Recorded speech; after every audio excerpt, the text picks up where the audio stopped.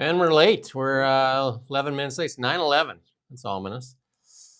Sorry about that. We're late. We had technical difficulties, but immigration in Canada, what a mess. What a scandal. Oh my God. Rife, fraud, and incompetence, and lack of accountability. So much going on there. Will anything happen, I guess, is the question. But we're going to lay it all out for you. I mean, this thing is absolutely abysmal. The Auditor General there. Just what a mess. We have lots to talk about today. We have a guest going to join us around 11 o'clock. But let's get into it here.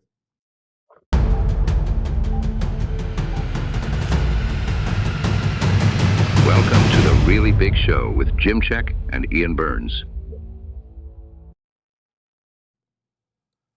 We got some feedback for you. First off, we always try to share some of this feedback here. I love your show. Hope this segment's made into shorts. I like the site. Good report. You guys are really big. I like that. You're really big. This is the Really Big Show. So, of course, we got to be really big. And the best part, as soon as we did the Tim Hortons thing yesterday, somebody said that Tim Hortons ad came up for them. Isn't that amazing how your browser listens in? Amazing. I'm Jim Check. With me, Ian Burns. I'm in Kelowna, Ian in Ottawa, in our nation's capital. We have lots to talk about, but we were going to bring you a little update first on the Air Canada tragedy yesterday there in LaGuardia Airport in New York. And this is a little clip here from Fox News with the identification of the pilots and I guess a happier story with one of the stewardess that survived. We are just now seeing the faces of the pilots tragically killed in the crash. Pilot Antoine Forrest and his co-pilot Mackenzie Gunther, both from Canada. And we're also hearing incredible survivor stories, including Solange Tremblay, a flight attendant who was thrown out of the plane while still trapped in her seat. We are just tragic there. And that accident happened as a fire truck was crossing the runway when the plane was landing. Lots of other factors came into play, I guess, and lots of stuff was going on. There was another emergency where the fire truck was responding to. So a little bit of chaos was going on at that airport as this tragedy happened there. And you can kind of see this here. That's the fire truck approaching. And then that's the plane approaching.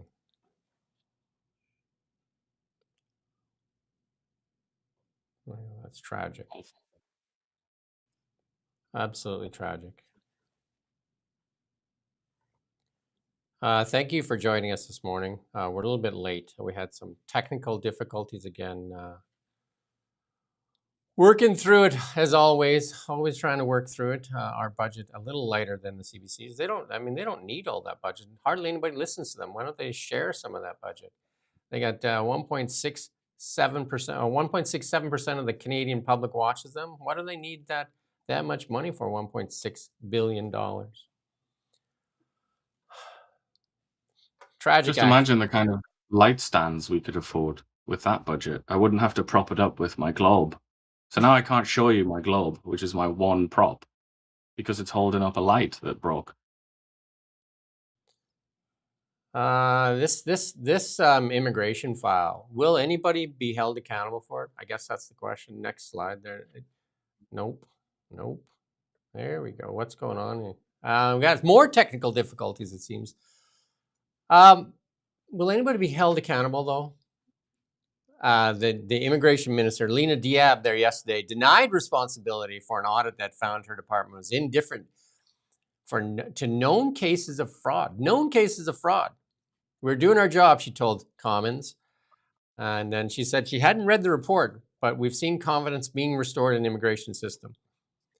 The Auditor General, Karen Hogan, in report, the International Student Program Reform, said the department was slow to act on integrity issues, even when it was made aware of the fraudulent claims. It did not effectively investigate or follow up on high-risk cases. And the auditor testified to the Commons that over 153,000 potential cases of non-compliance with study permits identified, and the department investigated only a small number. Non-compliant cases were not even looked at. And The report concluded the department did not follow up in several cases where when fraudulent documentation was documented or detected. Investigations that did happen were slipshod. In 2023 and 2024, the department launched 4,057 investigations into students potentially not complying with student permit conditions. Approximately 40% of those cases, over 1,600 students, were not closed because the students just didn't respond anymore. Why not, eh? In 3 investigations, the department identified 800 study permits issued between 2018 and 2023 for which applicants had either used fraudulent documentation, misrepresented information on their application to gain entry into Canada. Most of these individuals later applied for other immigrations once in Canada. Of the 800 foreign students closely investigated, 710 applicants claimed to have attended educational institutions overseas that risk assessments units later found to be either non-existent or institutions selling qualifications. We saw that when we did that story a while back where India, basically they have a factory there doling out diplomas. You can just buy one. And a lot of these people coming from India there, and they're just selling these diplomas. Auditors also found the department appeared uninterested in whether foreign students left the country once their permits expired. The department did not know whether students were leaving Canada after their permits expired. We examined the status of 549,000 individuals whose study permits expired in 2024. We found that 93%, or 509,000 individuals, were allowed to remain in Canada. Of the 39,000 due to leave, the majority, all but 16,000, remained in the country. Did they though?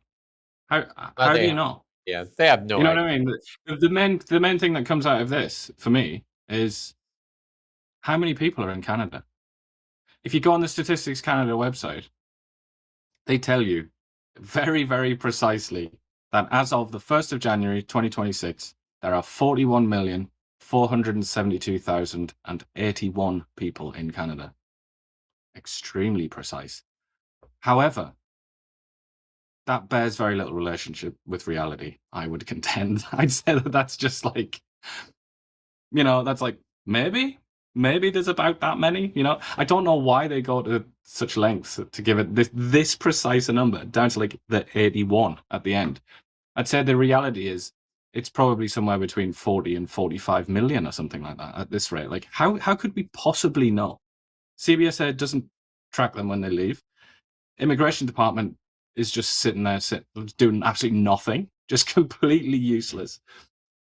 I mean, ultimately what I get from that is that most basic of facts that, every government should know that fact. How many people are in the country I rule? Every government should know that. We don't have an answer to that question. Who knows? And this kind of shows you, this is like a peek behind the door. It shows you how it actually happens, how the incompetence and the sort of broken system actually manifests to create this situation where we quite literally do not know how many people are in this country. Well, guess. The incompetence seems so bad, it almost seems complicit, though, because, how could it be that bad? How could you do your job that bad? Sean Fraser, Mark Miller, and Lena Diab. How could you do your job this bad and nobody be held accountable? And, the auditor, I've seen auditor reports. This one is I used to be an auditor. This kind of stuff, people get fired, immediately.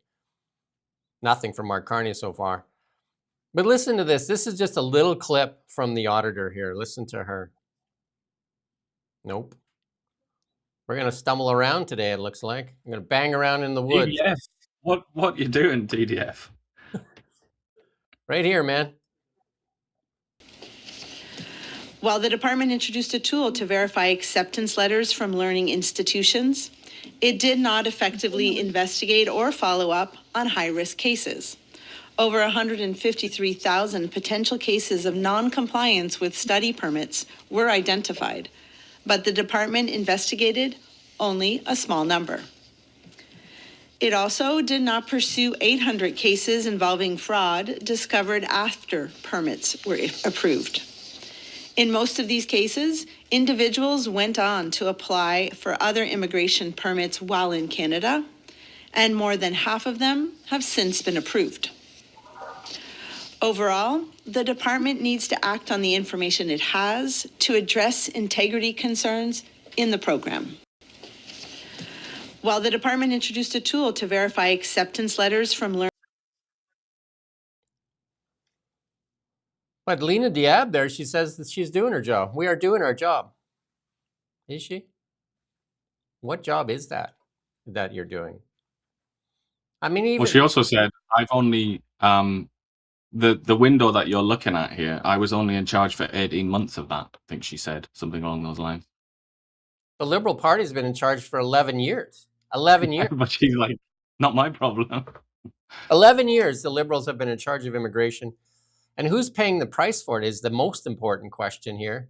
And that's the students and Canadians in long wait lines, in hospitals, people dying in ER rooms or waiting rooms, and people dying on waiting lists.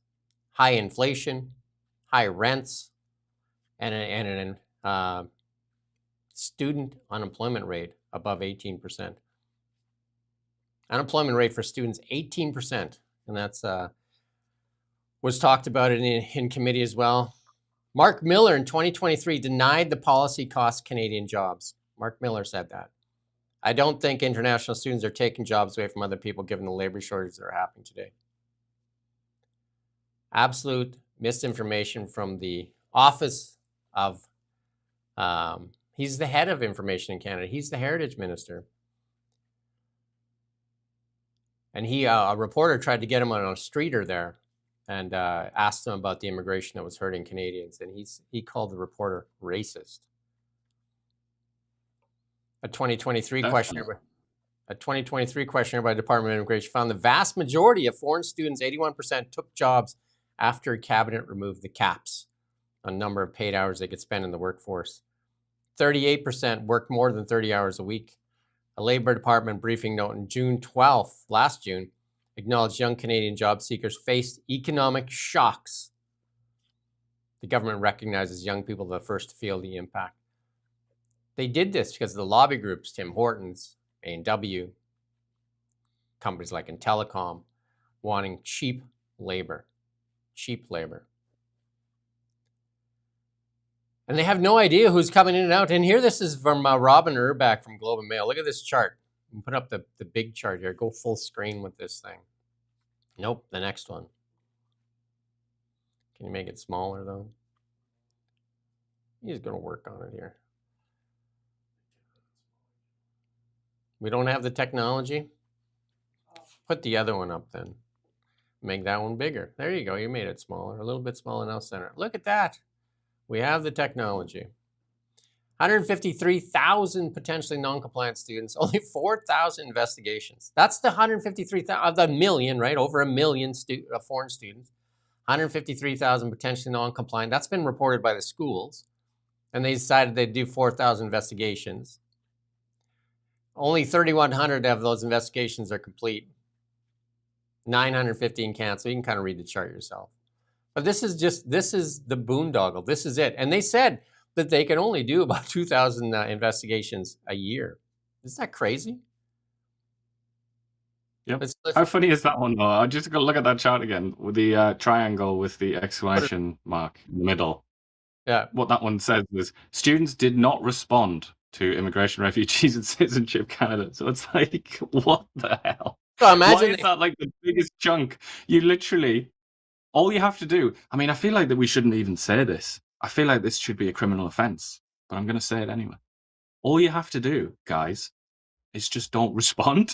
Don't respond. The government will say, excuse me, are you breaking the law, sir? Just don't respond. Shh. And it's fine. Nothing will happen. Now, how insane that's is only that? if you're an immigrant, though. That's only if you're an immigrant. What kind of governance is that? If you're a CRA, I'm sure there'll be a lot more actions than that. Well, what does that tell you about the priorities then of the government? I mean, in itself, that's an indictment, isn't it? That's a devastating indictment. This mess here is going to speak a lot about Mark Carney's leadership. If he doesn't fire, he should fire all three: Miller, Fraser, and Diab. somebody needs to be fired for this. Someone needs to take accountability. But here's Michelle Rempel-Garner here asking some questions, and listen to Lena Diab's response. Just unbelievable. Mr. Speaker, there's nearly 3 million non-citizens in Canada on expired or expiring work permits, and Canadian kids can't find jobs. Today, in a report that shocked no one, the Auditor General found a whopping 150,000 cases of foreign student permit fraud. Worst, we found out that the minister is only investigating 2,000 of them while allocating resources to purchase an entire hotel for asylum seekers. Wow. Unbelievable. What a dumpster fire. Is the minister content putting fraudsters in the driver's seat of Canada's immigration system? The Honourable Minister of Immigration, Refugees and Citizenship. Thank you very much, Mr. Speaker, and thank you for that member's performance there. With regards to the Auditor General, we welcome that report, and we agree that strong oversight helps improve the international student program. We will improve how cases are flagged and prioritized, and will consistently follow up on potentially non-compliant students. Our focus is on identifying organizers of coordinated fraud and those who attempt to deceive the system. We take integrity of all our programs very seriously. Thank you, Mr. Speaker. The Honourable Member for Calgary Nose Hill. By the minister's response, I think she thinks this is a joke. It's not. Canada has an unemployment crisis, and there are millions of non-citizens who don't have a legal reason to be here, who are competing for Canadian kids' jobs. And today, the Auditor General found out that there were 150,000 cases of fraudulent student permits. The minister's own team doesn't think she's up to the job, and I agree. Why does she still have her job? The Honourable Minister. Monsieur le Président, Mr. Speaker, we welcome the work of the Auditor General. Good for now. That performance, she's used that line how many times? Oh, thank you for the performance. She uses it in committee. That's her line to try and distract from what's going on. Her job is the performance. She's trying to perform like she's actually doing her job. Every time she gets questioned in committee or in Parliament there, she says, oh, thank you for your performance. Who's doing the performing here? Is Ian on mute? You're on mute, I think. Okay, can you hear me now? Now we can, yep. Lena Diab reached inside my computer and muted me now. But I get the impression that she's adopting the persona of like an unflappable high school teacher, if you know what I mean. Where she's just kind of sitting there and she's like, like really sort of stern. And it's like, well done, good performance, Mr. Check. After you disturb the class or ask a question or something like that. But it doesn't really work when you are in charge of immigration policy for an entire country, does it? I mean, we don't really want frowning school teachers to be in charge of something that important. God bless teachers, etc. But I mean, that's not really the same job, is it? Her attitude. So instead of looking like an authoritative middle-aged school teacher or something like that, instead she just seems to be rattled. She just seems to be clueless and panicking. And she's literally just trying to get through the moment and doing that through deflection and trying to look stern and serious. It doesn't work. You can't hide failure with a stern face, A frown doesn't hide failure. And I think at this point, everybody in the Liberal Party, everybody in the Conservative Party, and everybody in this country realizes that she is way out of her depth, doesn't really know what she's doing, and probably should go and be a high school teacher somewhere. Well, you can tell that she's probably going to get axed because even CBC is going after her, which is unusual for them. They've actually decided that she's expendable. But Mark Miller and Sean Fraser share a lot of this blame. And Canadians are paying the price. I mean, most Canadians must be waking up to this. The price that's being asked for Canadians to pay is too high. It's just too high with that high unemployment rate. All to pad the profits of Tim Hortons and A&W. It's just too high to have someone that incompetent and especially when there's security risks as well. We're going to have a guest on here around 11 o'clock. It's going to be joining us. That's Armin Navabi. I think I pronounced that right, Navabi. He's an Iranian-Canadian author, and we're going to talk a little bit about the risks that are being posed right now with these lax immigration policies that, and nobody knows where anybody is or who anybody is. It's just absolutely abysmal. Here's a little piece from CBC, actually, and this is Amanda Galbraith here, the former advisor to Harper. Listen to her take on this.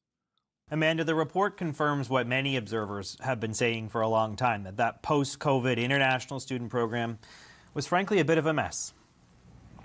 Yeah, I think a dumpster fire is a kind way to describe what is before us here. I mean, 150,000 cases, like the system throws up red flags. They make 2 phone calls, nobody says anything, and the government just ignores it. And respectfully, if the minister is one saying, I've only been in the job for a fraction of this audit, so don't point the finger at me. Like, you've been part of, there's a Liberal government that's been in place for over a decade. Like, it is at their feet. Not to mention the fact that if you need more resources to actually investigate and take this matter seriously, then advocate for more resources. Like, this is the government. This is their choice not to properly resource the department to investigate these issues. And frankly, this is part of why our, the consensus in this country around the benefits of immigration is eroding, because we see abuse in the system. And this should be taken seriously and solved, and good for the AG for getting to the bottom of it. Yeah, Brad, the other thing that's potentially troubling, of course, is that they can't keep track of 23,500 students. They've just kind of disappeared into the abyss. International students whose permit expired, they can't find them. They don't know where they are. I mean, if that's a pattern, that's concerning that the federal government can't keep track of these folks who are here on student permits. And that's certainly... I mean, it's a dumpster Even fire. CBC's unhappy. I mean, you've really screwed up. But like you said, you referred to that CBC article, and I sort of indirectly referred to it when I said even the Liberals don't like this minister. It's important to bear that in mind. She is fair game, I think, for the Liberals and associates of the Liberals, such as the CBC, because she's been criticised from within. She seems to be on the way out, doesn't she? She's lost the confidence of the party, I think. But the woman there, whose name I forget, the woman who's had the longest stint there on CBC, Amanda Galbraith. Amanda. Yeah, what she said there is that is the fundamental point, anyway, isn't it? Because her primary defense was to say, I misspoke earlier when I said 18 months. She actually said 4 months of the last 18 months. That's what she said. I've only been, for the period that's scrutinized by this audit, I was only in charge for 4 months of that 18-month period. However, who was in charge before? Oh yeah, your fellow minister and colleague, Mark Miller. And then there was a little bit of an interregnum of somebody who doesn't matter. But Mark Miller was there for like a couple of years. So she's kind of, whether she thought about this or not, I don't know. But she's thrown him under the bus. Said this is actually his problem. This is his fault. Mark Miller's the idiot, not me. I just got here. Which tells you that maybe there's a suggestion that there's a little bit of a scrap going on within the Liberal caucus, and they're looking for somebody to blame. And she's saying, no, actually, it was Mark Miller and Justin Trudeau. It was those idiots that did this, not me.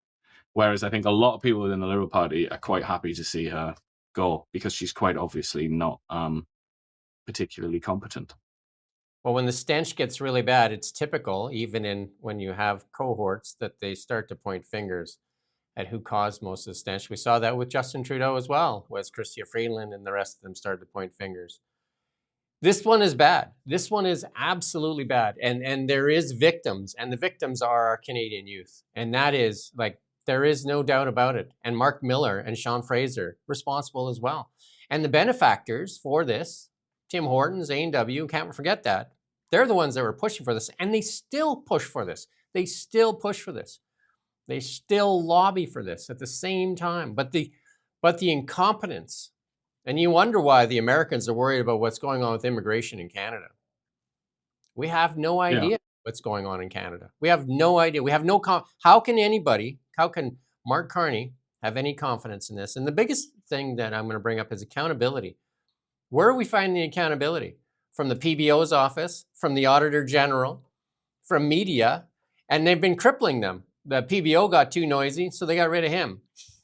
And then the media, they crippled the media, and then, you know, they got the ones that they like working for them.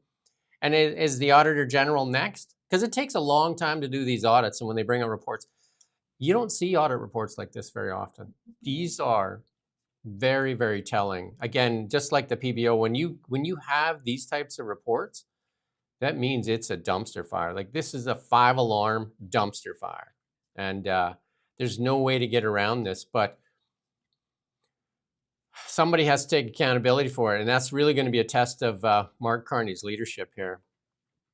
But this is... I also think, as is often the case, the names, the language used is very important. This is referred to as a disaster in the student visa realm. They make it seem like it's something that it isn't. And I just sort of, most people have already figured this out anyway, but just to say it very plainly and very clearly, the student visa system, it's not about being a student. It's not about education. It's a backdoor to permanent residency and citizenship. That's what it is. Don't think about it as having really very much to do with universities or studying. It's a way to come to Canada, be a permanent resident, and be a citizen. And the way that it works, if you read about it, particularly in India, the Punjab, families come together and sell land or assets to fund one member of the family or some person that they know, they sponsor. They put this money to them so that they can get the student visa. They're not doing that because they have some kind of passion for education or something like that. They're doing that because then that allows that person, and therefore in a sense indirectly the whole family, to have access to a first world country. That's what it's about. And I just think this idea of students, like, it makes you think of like enthusiastic little 18-year-olds running around with like a notepad, just like, I'm here to learn, sir. It's not that. You misunderstand it if you think that's what it is. It's because the system, and I think we have to say now intentionally, the system was set up in such a way that, it's kind of open doors immigration for people with enough money. That's effectively what this system is. It was a way to make that possible so that money could come in, go into the universities, pay all the fees as well for the visas and whatnot. And then the assumption, I guess, from people in government is these people are going to have a bit more money than your average sort of, randomer from the third world or something like that. They're going to have a bit more money, so they'll be a bit more productive, a bit more useful as citizens. But that's all it is. Anyway, I feel like that's at the center of this. It's not really discussed very often. It's not about schools and universities and things like that. It's just a way in. It's a way into the country. And that's why we brought you that story there a while back, showing you that in India, they readily have diploma farms there, literally have diploma farms, where they basically sell the diploma so that they can come and sign up for a university here or a college and for secondary institution. And then they get into... Don't even get checked a lot of the times to see if they're legit. That's another scandal. And then they just stop responding to the government, so they're free to go wherever they want to go. And you'd think they'd put the brakes on this, but instead of putting the brakes on this, when Mark Carney went to India, what did he do? He offered up a bigger lure. He offered up $100 million in scholarships for Indian students, including 200 fully funded University of Toronto spots. Does anybody talk, or is this intentional? Because it doesn't make any sense, does it? Does it make any sense to you? We have this massive problem. The youth are paying the price here. Like, they're the ones first paying the price with high unemployment. And instead of like saying we got to pump the brakes on this, like, we have our healthcare systems are broken, the rents are through the roof, all these kind of things caused by this mass immigration. And instead of Mark Carney pumping the brakes on it, he goes there and offers $100 million in scholarships. So our tax dollars will go ahead and fund more of this. Make it make sense. If you want to make it make sense, type in to Google, get your friend Google or your whatever it is, whatever website you use or app, type in Canada average age. Look at that, 41.6 years. That's absolutely insane. That is completely insane. Nothing like this has ever been seen in the history of humanity. That's mad from an economic perspective, from a social perspective.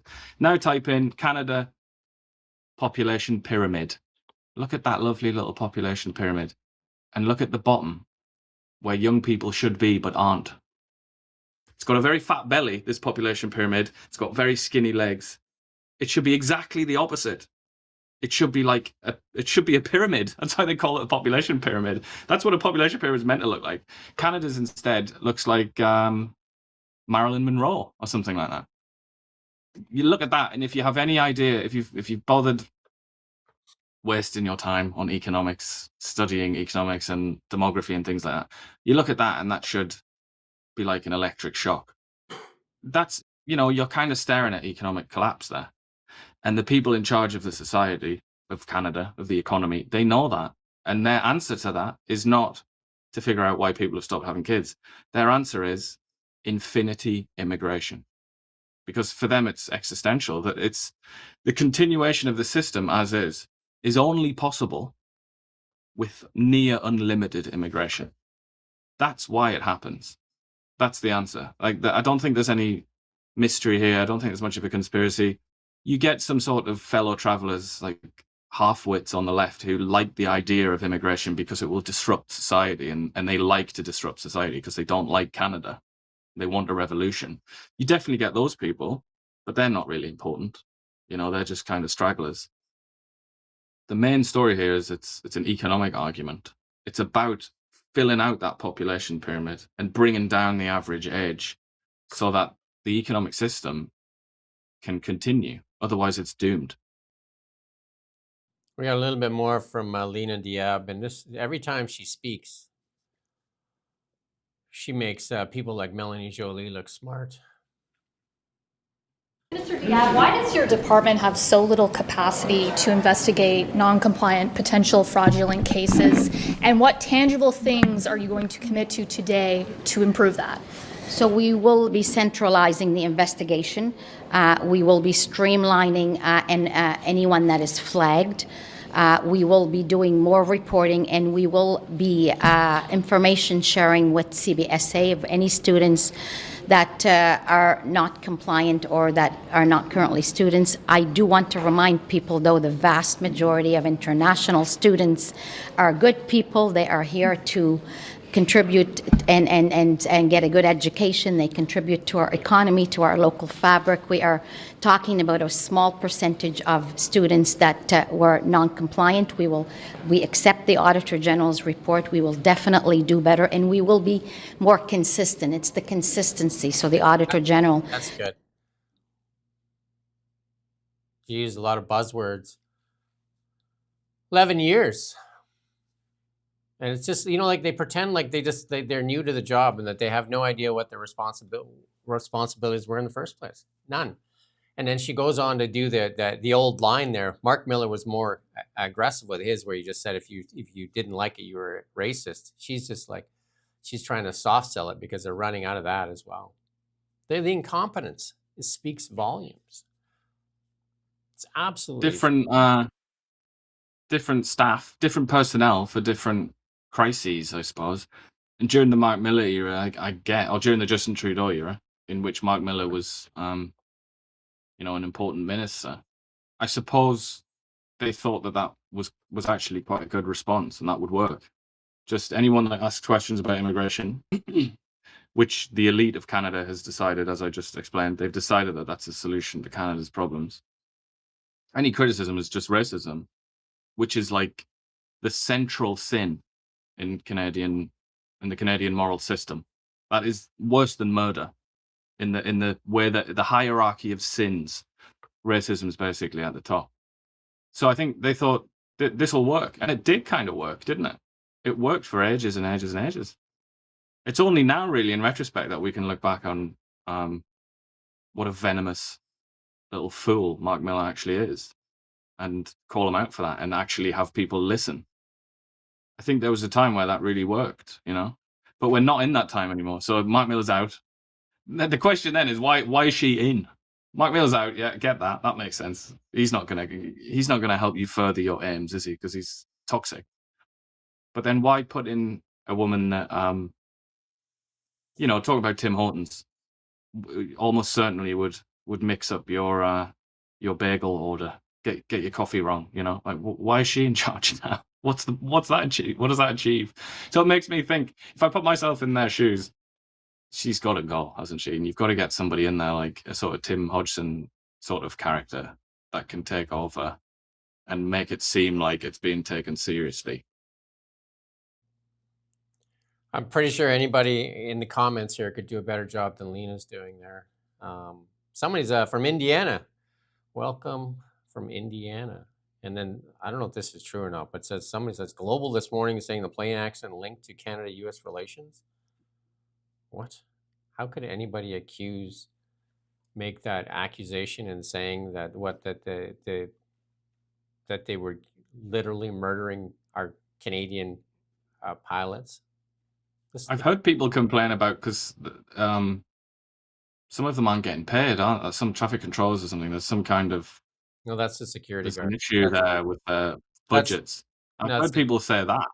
That's the TSB. That's not the air traffic controller. So I think it does affect air traffic controllers, because I was reading about how some of them are in there and they're actually not being paid right now.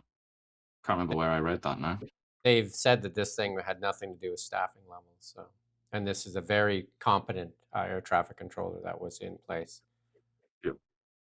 So, but of course, the nut bars are going to be nut bars, and that's the thing. You just have to stop watching CBC, Global, and CTV and come here, because you have to stop this hatred, this absolute hatred of the United States of America that protects us every damn night that we go to sleep. And you want something to go after, it's right here. Lena Diab, Mark Miller, Sean Fraser, Gary. We're going to show you Gary in a second here. But Mark Miller and Sean Fraser, it's got to be some of the biggest failures in the Liberal Party. Don't forget Sean Fraser. I interviewed Sean Fraser in the past. Nice guy. Housing minister, immigration minister, and now justice minister. And where does he spend his time? On bills that censor the internet instead of all the crime and stuff that everybody wants. Every province seems to want, every mayor wants. Mark Miller focuses on online. Your comments online. Like, that's the most dangerous thing going on here. But we can't forget the unemployment rate here, and that's the big thing, 18% for youth. While they allow, the foreign students to work, take the jobs, all for companies like Tim Hortons. And Pierre Poilievre put out this tweet here, the two most incompetent, destructive ministers in a lifetime.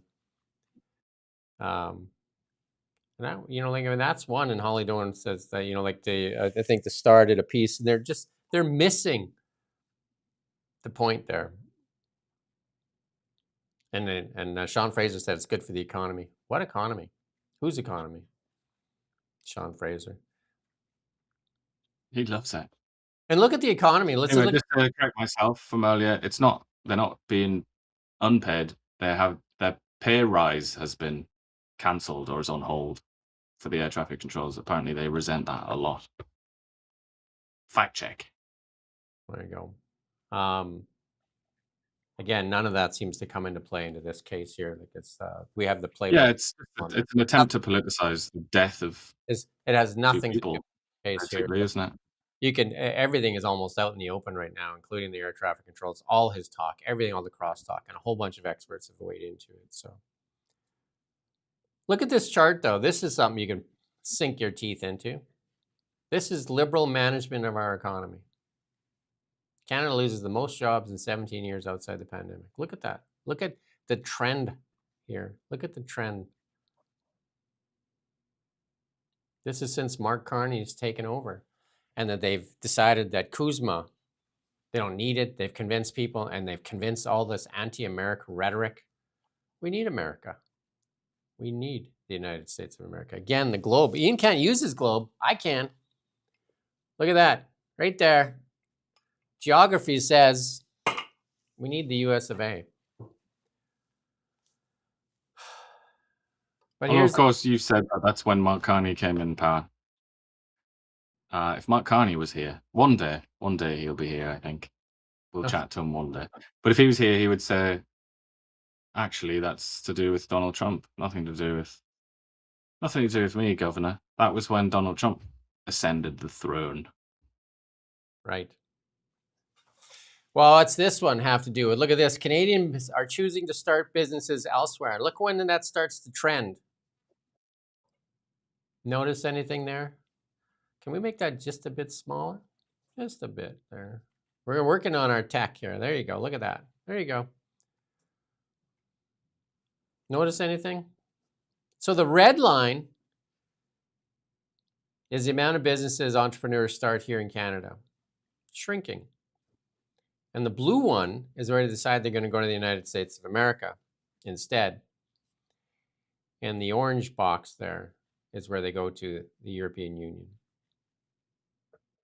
That's just, what an indictment that they're going to Europe. That sort of before Canada, yeah, like this country, the continent that has just become like a retirement home for baby boomers, a place to drink nice wine in France and things like that. They're going there for their economic dynamism rather than Canada. What the hell does that say about Canada? This is, again, the one that you can stick. We're going to keep this around. This is one you can stick on the fridge and talk about the liberal, the people are talking about the lost liberal decade and all that. You can just see it's trending further and further down. Mark Carney, part of this. Brookfield. He took it to its head office to New York. Most of his investments are in the United States. He's literally personally involved in this. Like he has a personal role in that red go down part of that chart. Because his money, just to spell it out, his money that he's chosen to put into the United States is now being used to fund jobs and innovation and companies in the United States instead of Canada, which is what it would otherwise be doing. Well, if he put it in Canada, it would be doing that.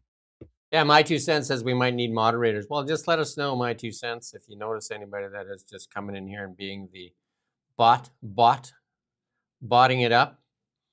Bot head.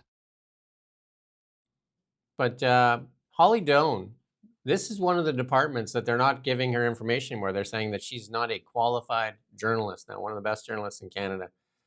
And she's saying that the Immigration and Citizenships Canada here acknowledges letting 1 million foreign students into the workforce without ever studying the impact on Canadian students. Hey? Why bother? Why bother? Hey? It's just remarkable, really, isn't it? I don't know, like talking about, a lot of people often ask us how we can handle the gloom when we talk about these things. Just spare a thought for Holly Dawn. How does she do it? She's at the coalface of gloom. Every single day she's fighting that war. Welcome aboard the Black Pearl. Yeah. Literally. One more from Lena, because she just wants to share. And again, just listen to this. How she got selected as a cabinet minister is beyond me. Who's doing the selecting? There's a lot. Probably people even less impressive than her. Tell your colleague Patty to take a flying leap when she said that Tim Hortons should get more temporary foreign workers after the jobs numbers came out last week. Like, why aren't those jobs going to Canadian workers? And why are you guys kowtowing to Tim Hortons? So lovely performance as usual, Madame. Thank you for the question. We have a letter from many Conservative members who have written to me and to Minister Haidu and to another minister of requesting those changes. In fact, pleading that they require those changes. That's right. In their province. They were pleading to end the temporary foreign worker program and replace it with a standalone program for agriculture. Absolutely not the case. No, it is, and I know for a fact. Absolutely not the case. You were not copied on those letters. Oh, I was. I want to listen to that, but do you get that again? You heard that again? Thank you for the performance. Thank you for the performance. And then, but also just that sort of like catty argument there. Like, what's that got to do with Canada and helping Canada? But this is the thing. This is the problem, isn't it, with small, incapable people who are put into positions of authority? They still just think about their own sad little ego, don't they? That's all they have. They can't transcend, what they are. They're little people, aren't they? Sorry to say. And there's one of them. We got another clip here, but we're not going to play the clip. But I want you to see this. The Immigration Department won't take media questions unless the outlet is approved by subsidies by the CRA. Let that sink in. They refuse accountability. It's because people like Holly Doan and Blacklocks get this information and expose it to the public. So we don't have very much accountability left in Canada. We have the Auditor General. We had a really good PBO, and they don't like him. So he's back in the weeds. He's muzzled. And media, which is basically crippled and corrupted. And the ones that want to do honest work, like ourselves and Holly Doan, they just don't allow us access. They won't answer our emails. And now they want to say to Holly Doan when she makes her FOI request, oh, she's not qualified to get an FOI request. When literally the public can request an FOI, but they don't want to respond to her. Isn't that weird? Literally the public can request an FOI, but Holly Doan asks for it. They're just like, well, you're not a qualified journalist organization. Do we not see how corrupt this is? How can we let this stand? And the CBC doesn't stick up for Holly Doan, do they? I don't hear. There should be outrage for the industry. They should be sticking up for journalism all over. They know who she is. Absolutely know who she is. She worked for, what was it, CTV? Yeah. I think CTV or, one of them, or Global, something like that. She worked for them for like 20 years. Yeah. She's not just some randomer. She literally she was part of that group, and she's kind of what they call in academic circles. She has done something called elite defection. She's defected from the elite group and gone off to tell stories about them, to break the secrets out. So I guess those are the people that tend to be despised more than anyone. It's absolutely crazy. They should be defending her.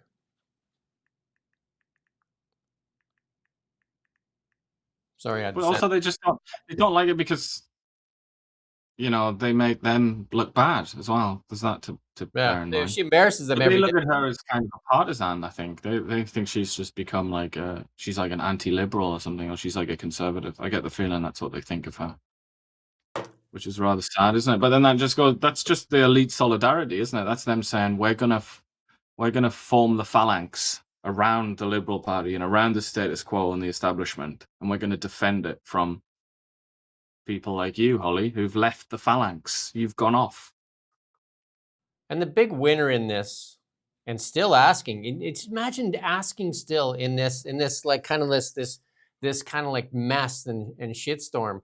Tim Horton is still saying, yeah, we need some more cheap labor. Do you know what I mean? Just still with all this swirling around them, just yeah, can you put up that next slide? We need more, please. More, please.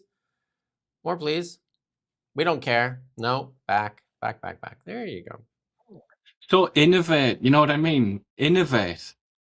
Figure it out. If this is true and there's a persistent labor shortage, well, forget trying to get them to pay more. I mean, that's the obvious answer, but they seem to I think they would rather sort of sacrifice their granny on an altar than do that. They obviously, to them, that is like the very last thing they will ever do.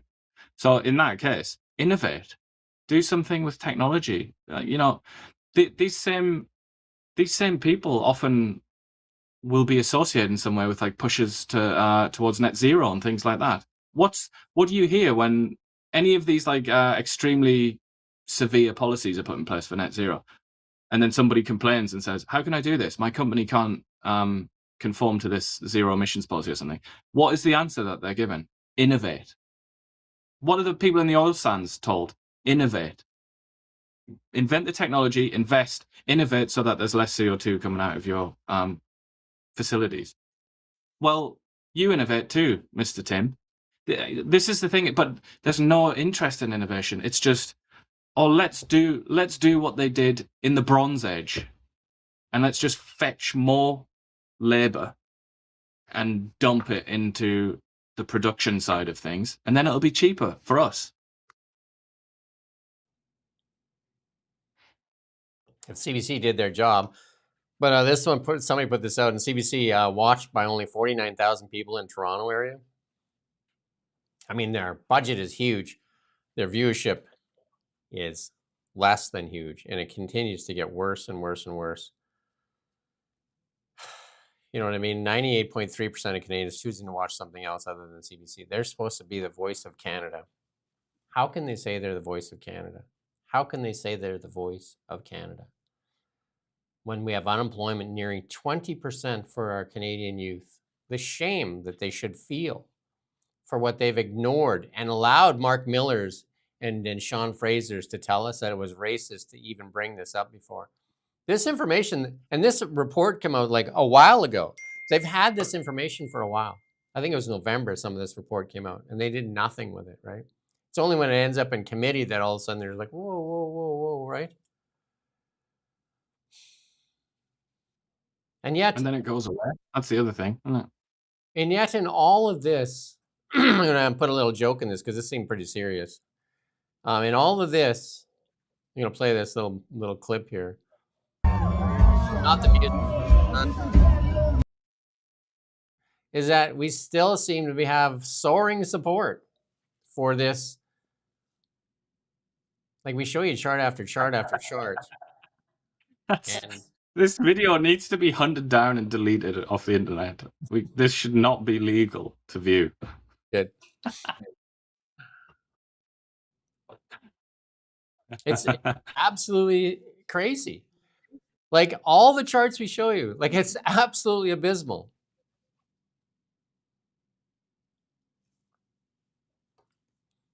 Yet somehow, I'm still thinking about that CBC thing. 4,000 viewers of CBC News in Calgary. What the hell? Like we get bigger reach than some like I'd say within a year, this show is bigger than CBC's reach. That right now it's getting shared. We had somebody on here and they said, "Holy cow, I didn't know you guys had that much reach." So they wouldn't think twice. Like this is the thing, most people wouldn't think twice about if they got an interview request from CBC News Calgary. They'd be like, "Oh, blobber on it. I'll put the suit on then." And it's like there's only 4,000 people watching you, mate. It's like there are people that put YouTube videos up just like literally just like looking at fauna in their area, like frogs. We love frogs, birds. They're getting like 10, 20, 100 times more views than CBC News Calgary. You know, you should be putting your suit on to be interviewed by Frogman, who goes out and takes pictures of frogs. Well, Bill Maher said yesterday that literally more people watching somebody pressure wash their driveway than watch the CBC. Yeah. Or just anything like AI videos of. Have you ever seen those AI videos where they cut glass oranges and things? They do amazing numbers. Like we're talking many orders of magnitude greater than CBC News Calgary. Well, Gary, Lena Diab, the only thing consolation she has is her partner there, Gary, is just as incompetent, and he still has his job. And Public Safety Minister Gary Anandasangaree said more gun owners are reported more than 51,000 firearms to the federal government as part of the Liberal so-called gun buyback scheme, far short of the 136,000. Most of those guns came from stores. Sorry, Gary. We've got to work on your pronunciation of Anandasangaree. He's gonna be really angry. I'd rather he resign before I have to learn how to pronounce it. That's the race. What's gonna happen first? Are you gonna learn how to pronounce his name, or is he gonna resign? The race is on. I'm last name challenged. Anandasangaree.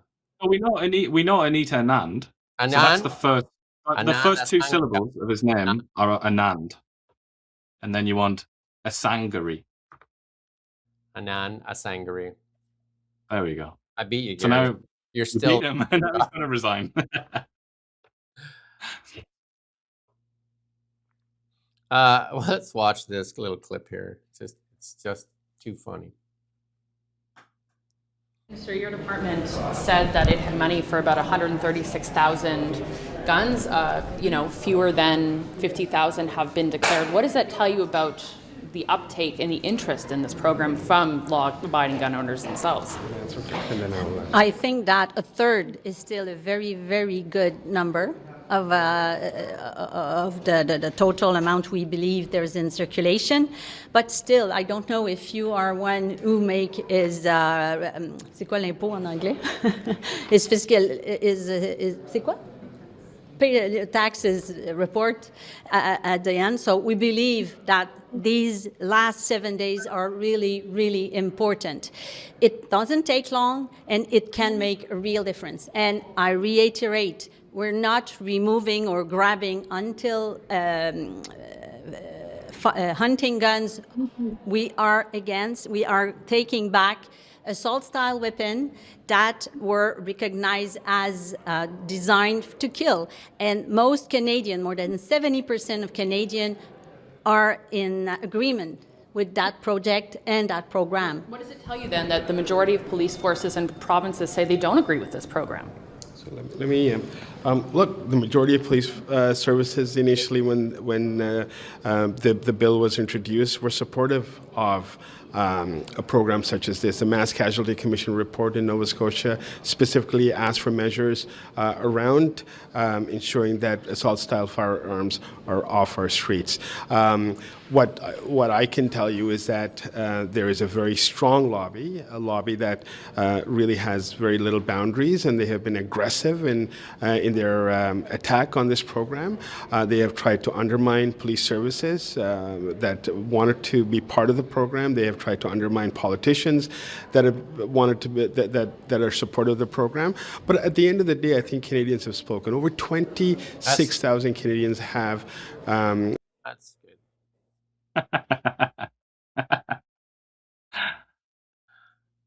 I just love that.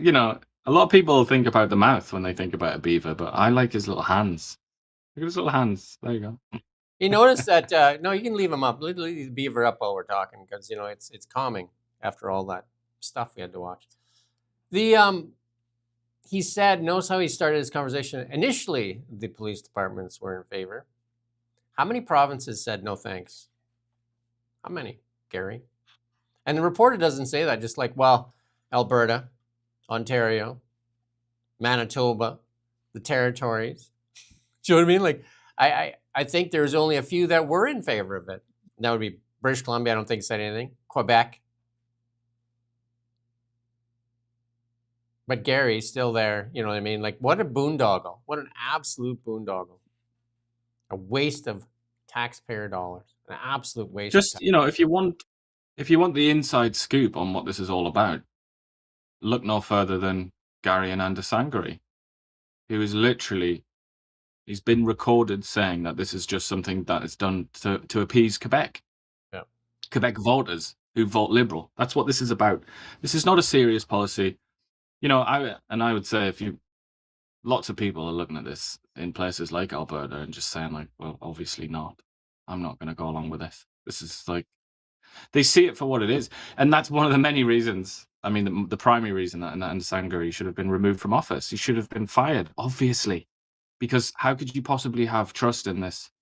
Well, how could you have trust in the government?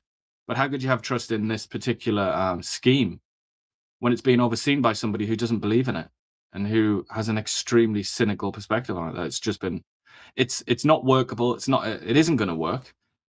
Police don't have the resources to do it. And in any case, it's only being done so that people in Quebec will vote for the Liberal Party.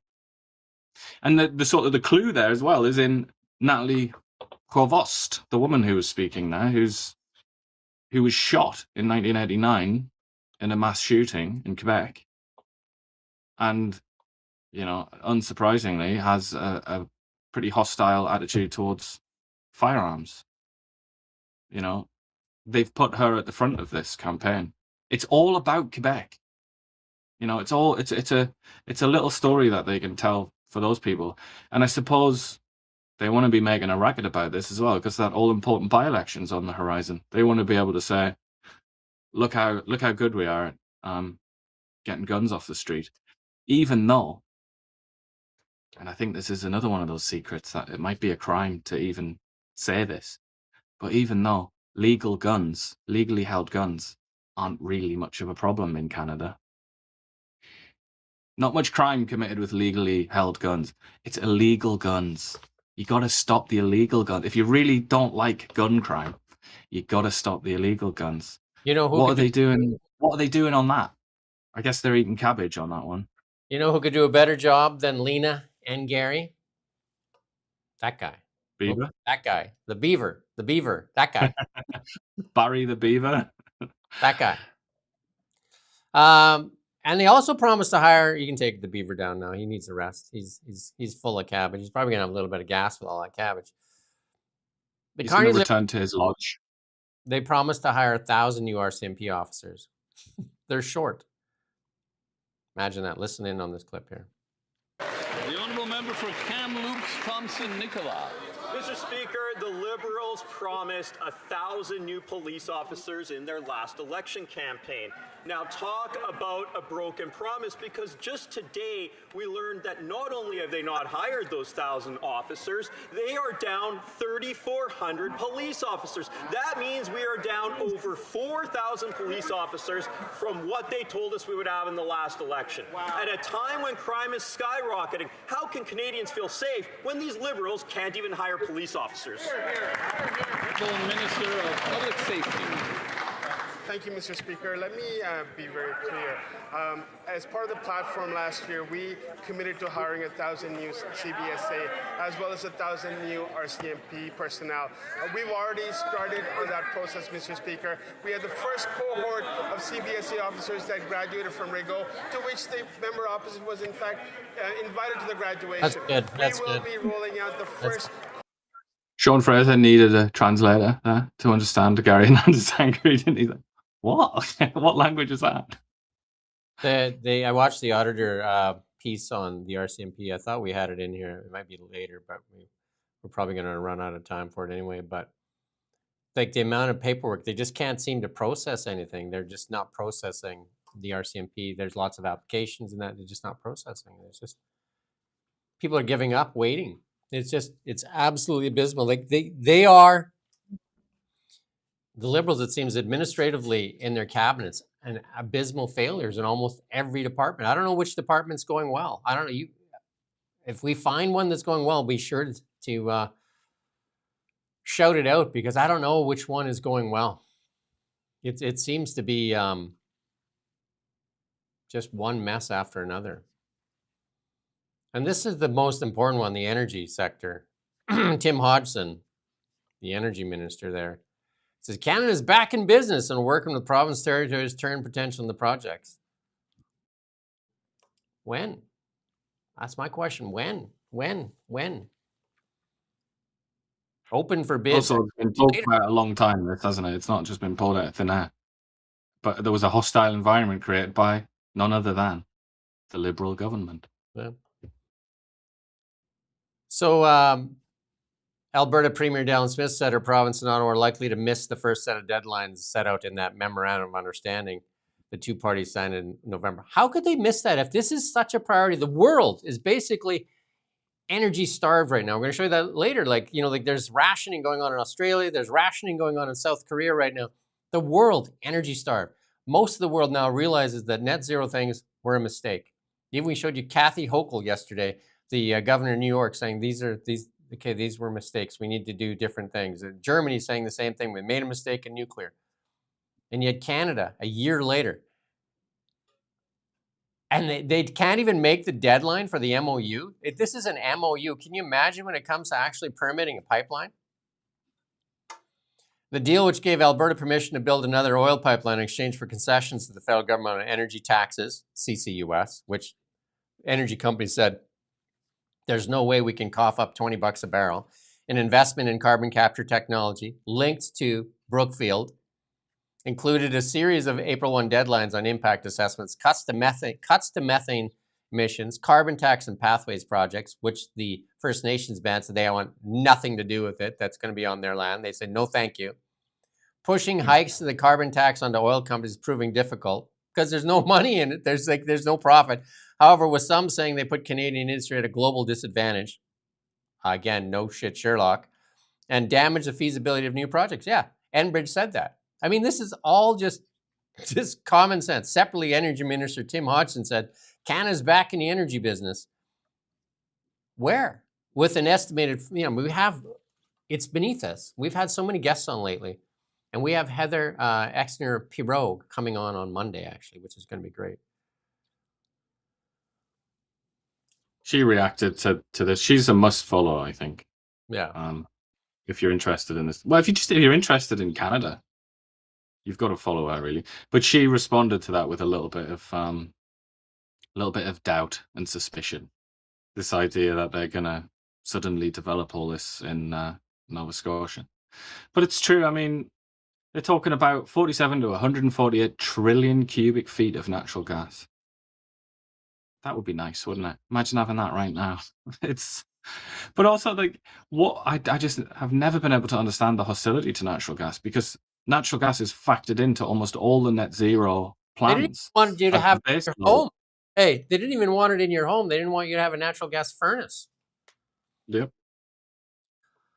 And Nova Scotia as well. I mean, the Maritimes in general, a part of this country that could really do with some attention, some economic attention. How good would this be for that area?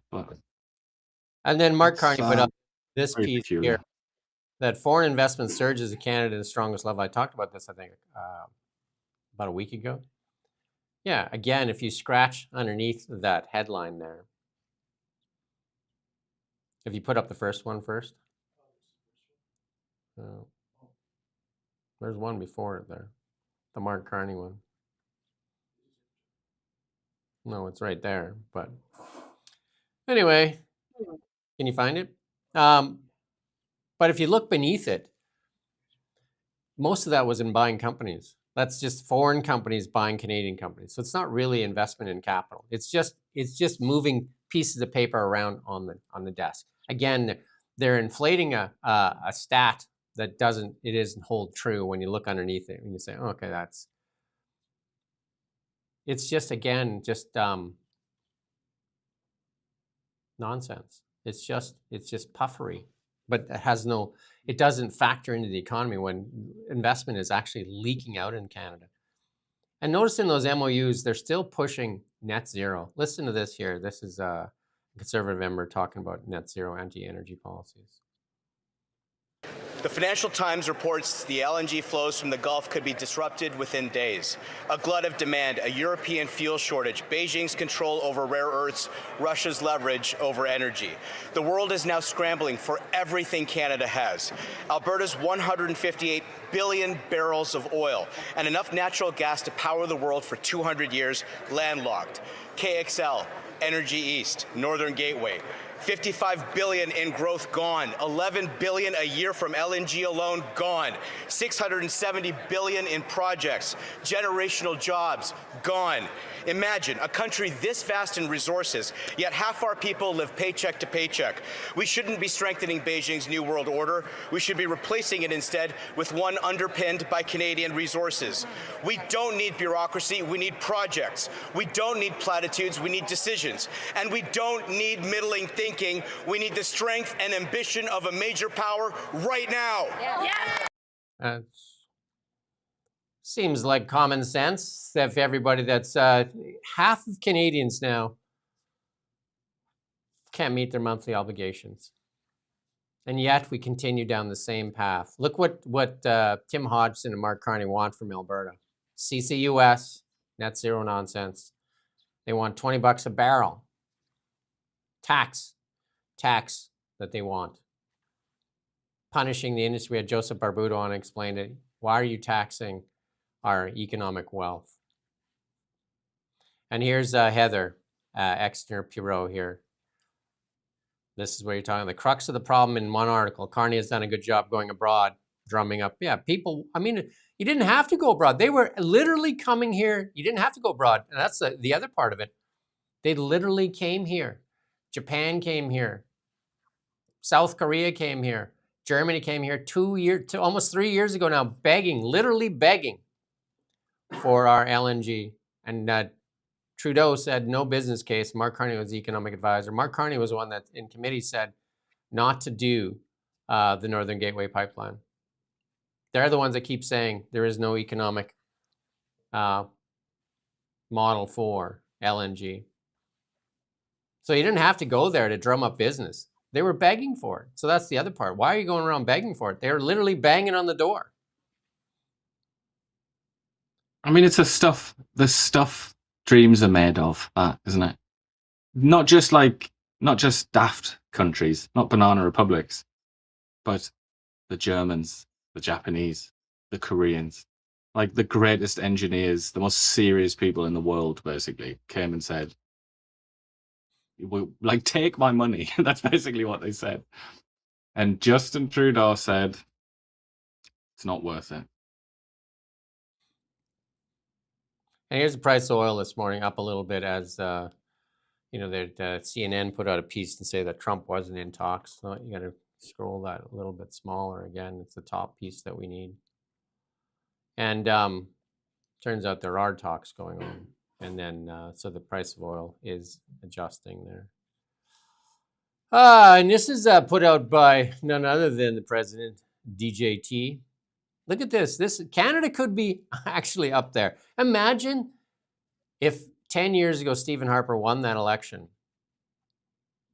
where Canada would be as an oil producer right now today, if it didn't have 11 years of suppression of natural resources. United States of America, #1 in the world now producing. Imagine where Canada would be without being suppressed. That's with a lid on Canada. That's with like people pushing down hard on Canada's oil and gas industry. Imagine, just look at this thing. Just look at it. What Canada squandered riches. A population now standing in record numbers at food bank lineups. A population now that half of Canadians can't meet their monthly obligations. A population now where people where all their wealth was stored in their house, now that at jeopardy as well. I think the media plays a big role in this. The media basically telling you that the house is not on fire. Just to relax.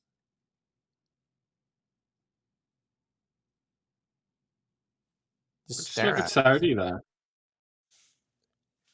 Like they've got a sort of glorious inheritance of oil, and they're at least among citizens, they don't have much in the way of economic struggles, do they? It really is unique to Canada that having that enormous bounty and not using it to benefit your own people, or not using it in the right way, at least, not being clever about it. I mean, all those countries do that. Except, I guess you could say America doesn't, but they use their oil wealth to help their own people. It's like a fundamental part of that. And Norway does it. Norway's not on here, but I mean, very sad. Obviously, China is a complicated one. We'll subtract China from that, but the rest of them do. Lois Perry going to join us tomorrow. We're going to interview Lois Perry. She's going to give us her thoughts on net zero and what it's done to the UK. But I mean, I would say we'll talk. She'll mention this tomorrow, I'm sure. But if you think it's bad here, and I've said this so many times, haven't I? But I'll say it again. If you think it's bad in Canada, spare a thought for the little Britannics, what they have to suffer. They have an energy minister who is like a full-blown madman.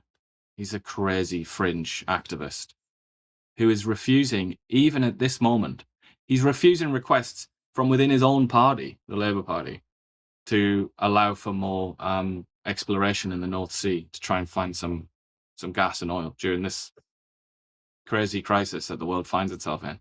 And he's saying no. He's saying no again and again and again. He refuses. It's wind turbines till the end. Ride or die on the wind turbine. So, you know, it could be so much worse. But at the same time, yeah, it's also rather bad. I agree. This one here from Blaine Calkins. Canceling the Northern Gateway pipeline is looking dumber and dumber each passing day. No, next, keep going. One more. There we go. That's the one. South Korea just announced mandatory fuel rationing. Government vehicles at public institutions barred from operating 1 day a week.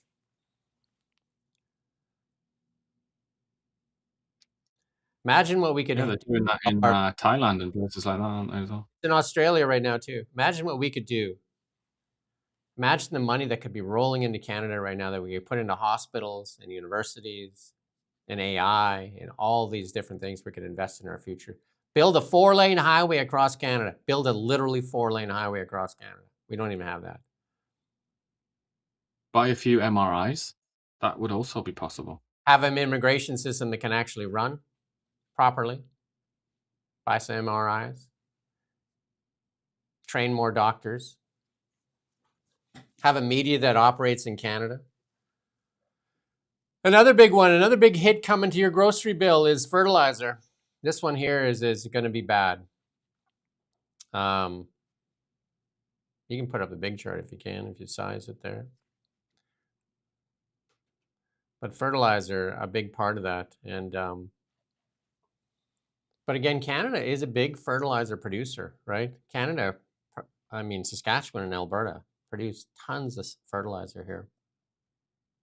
Potash, Saskatchewan. And that's in nutrient. Remember that nutrient deal that David Eby didn't like it when Scott Moe said we're just going to ship it through the Washington port instead? Yeah. But I mean, Canada is a potash heavyweight. Yep. But it could do everything that they do here. Yeah. Pretty much. Which is, like the Haber-Bosch process and all that to create nitrogenous fertilizers.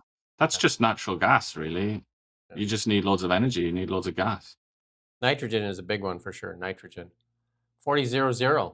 Got a de-icer too. Like some people buy it as a de-icer. We use it at the mine site to actually, I won't say it, but anyway. Food professor saying investigating food. This is Canada in action. This is absolutely crazy. So somebody's dumping cheap canned foods here in Canada, and instead of investigating food categories where prices are rising, like beef and that, Ottawa's actually checking out why food's too cheap. Let's go look and find out why these imported canned and frozen vegetables are hitting Canada.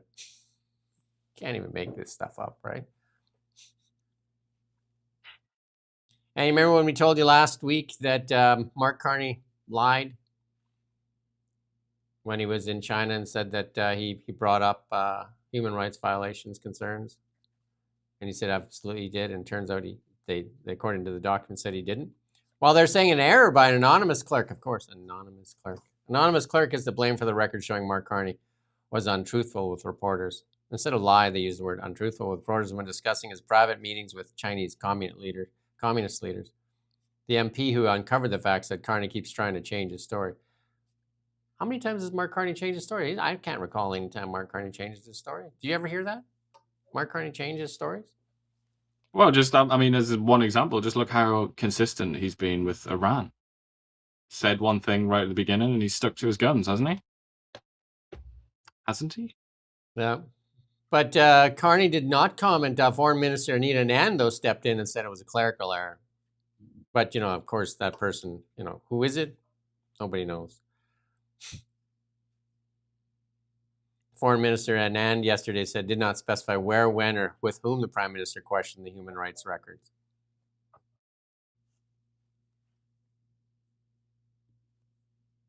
Can you imagine if this was Stephen Harper, by the way? Oh, man. Transport yourself into history and imagine that Stephen Harper had gone and licked the toenails of Xi Jinping in Beijing and crawled at his feet and then said to the press, yeah, of course I talked about human rights. Cool, of course I did. Sure. See you, everyone. And then it was found out that was a lie. What do you think they would have to say about Stephen Harper? ABC would be losing their minds. I feel like he wouldn't be able to move for that story. That is the only story that would be talked about across all media outlets in this country, basically. But because it was the saintly Gandalf Carney, it's just a clerical error, guys. Don't worry about it. He has the shield of Gandalf. Emblazoned on the shield is the letters CBC. RCMP Commissioner Mike Duham yesterday would not discuss failures identified in the federal audit showing a force is short thousands of members despite heavy spending on recruits. He says, we move forward. Together we build a stronger, just the same nonsense. The Auditor General in a report recruiting for the RCMP spent over $335 million recruiting. I wonder where they spent that money. C, B, C. The RCMP's average cost across the 23 to 25 fiscal years to attract and train police was $247,000. The RCMP said and reported recruitment targets that fell well short of actual staffing needs and did not recruit as many officers as planned. So instead of hiring an additional 1,000, they fell short 3,400.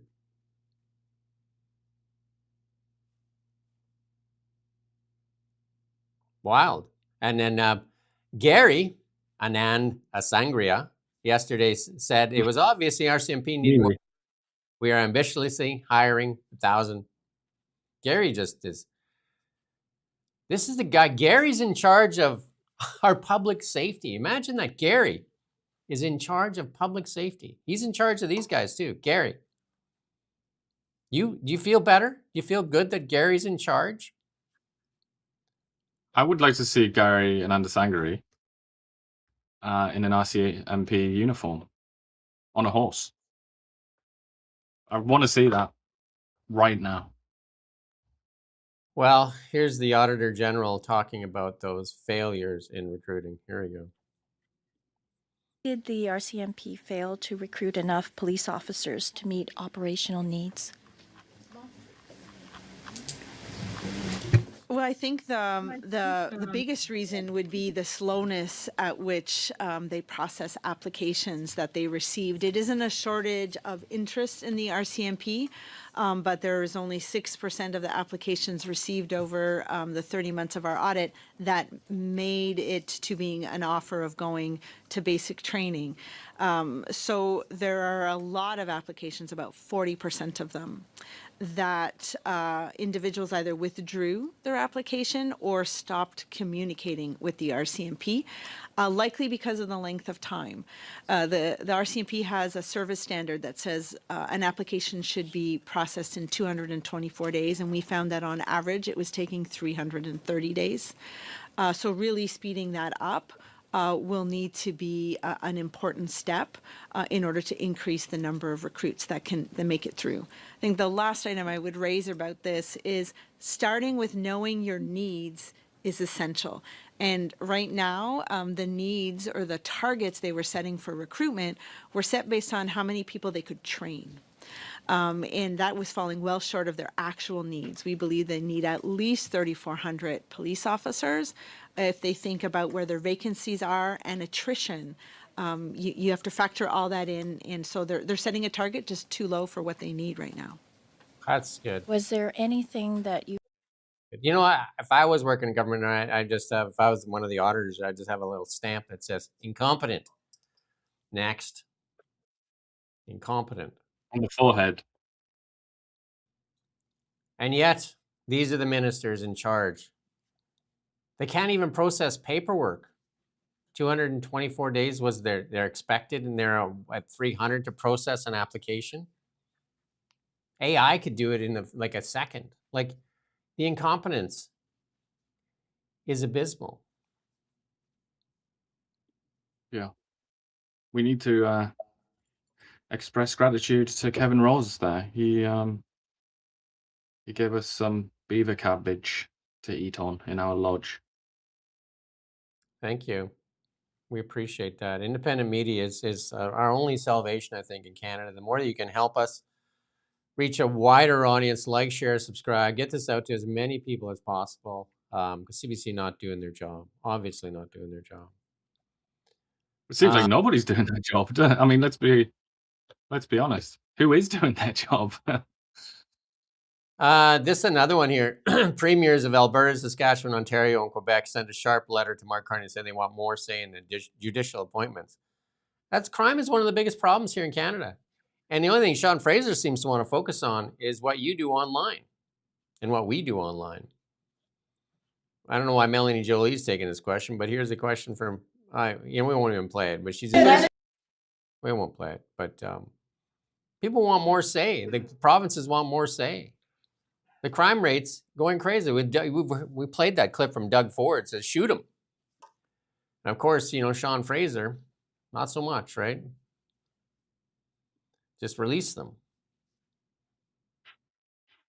That Canada Post loan. We got a reminder that we got a guest joining us at 11.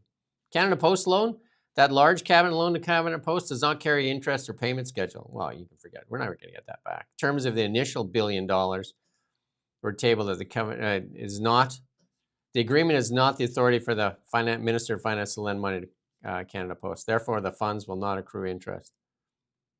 The chances of getting that money back are, what's the word? Slim to none. Like a money pit. Shovel it in, light it on fire.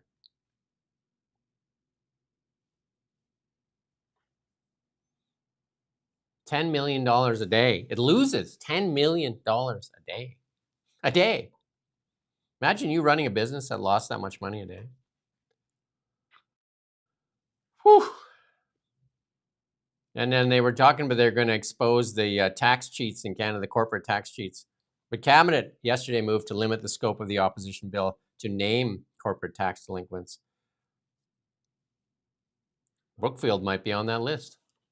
We know that Brookfield is they've been alleged to be the largest tax dodger in Canada, $6.5 billion. But now they're going to exclude the names for tax delinquents. It'll protect, those corporations from being shamed. Large corporations benefit from debt forgiveness or write-offs like Chrysler and General Motors.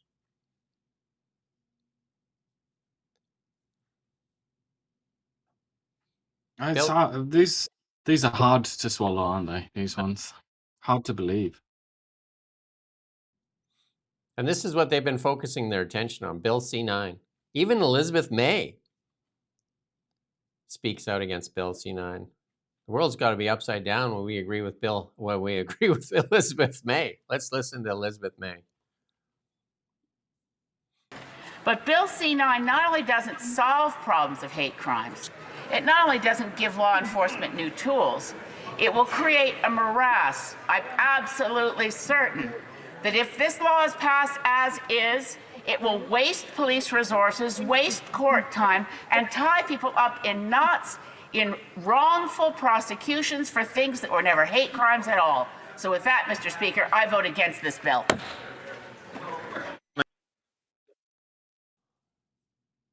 What could go wrong?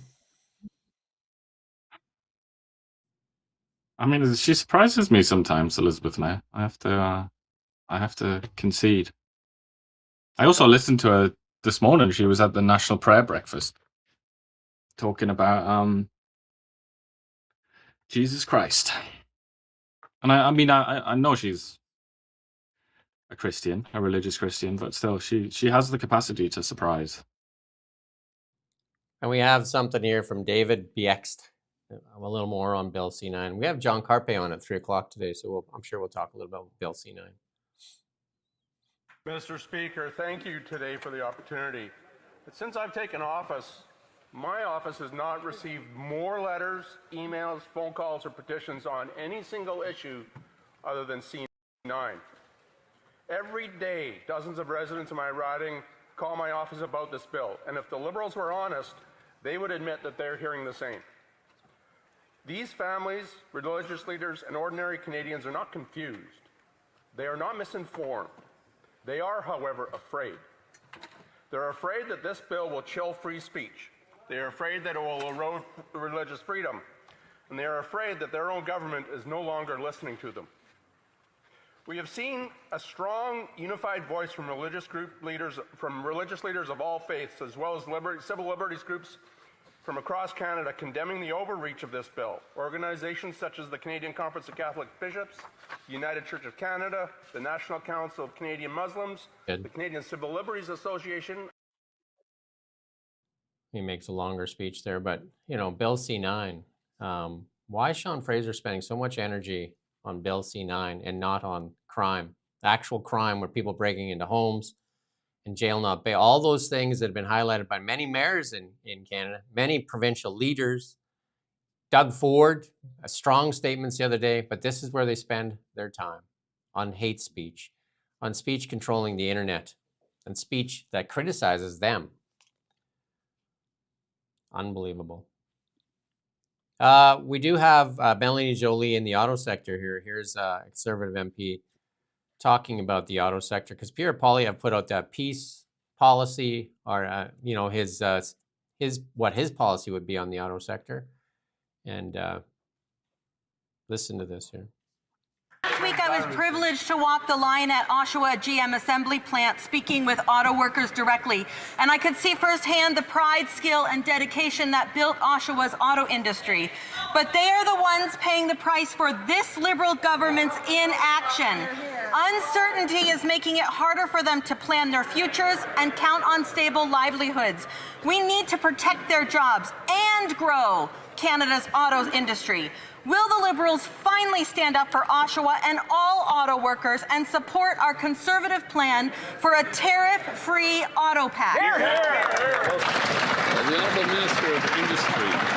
Speaker, I have a lot of respect for Oshawa auto workers and my colleagues, but the reality is she should talk to her colleague from Oshawa North, who went to Washington and talked down Canadians, saying that we're having a hissy fit regarding the trade war, and not defending the auto workers, and not even defending the investments that this government is making in them. Mr. Speaker, we have an auto plan. It's a good one. She should also talk to Unifor, because this union, which represents also the workers in Oshawa, is against their plan. The honourable member for Oshawa. That's good enough. Melanie Joly just loves the virtue signal, eh? But also, what an empty comment. She started off by saying how she respects the people of Oshawa and all that, and the workers. And then she just made a completely frivolous remark about Jamil Javani going to America. That doesn't help anybody. You're not helping. That's not good. That's not a gold star performance. You've got to do better than that. Basically said she doesn't care for the legacy automakers, this Stellantis, GM, and Ford, because they got the Japanese automakers here. Well, look at this. The Japanese automakers announced while they were in Washington, they're going to invest another $1 billion into U.S. manufacturing plants while they were there. $800 million goes to a Kentucky factory to boost the RAV4 and Camry production. EVs, these guys don't want to make EVs. They don't make money at EVs. We showed you that just last week, but they're still pushing EVs. Mark Carney, his latest slogan is electric and connected. Well, all these auto manufacturers don't make money selling EVs. I mean, I don't know, the disconnect is so, it's just there's a chasm, like the Grand Canyon, between reality and the Liberal plan. The Liberals want you to drive EVs. The manufacturers can make them and make money.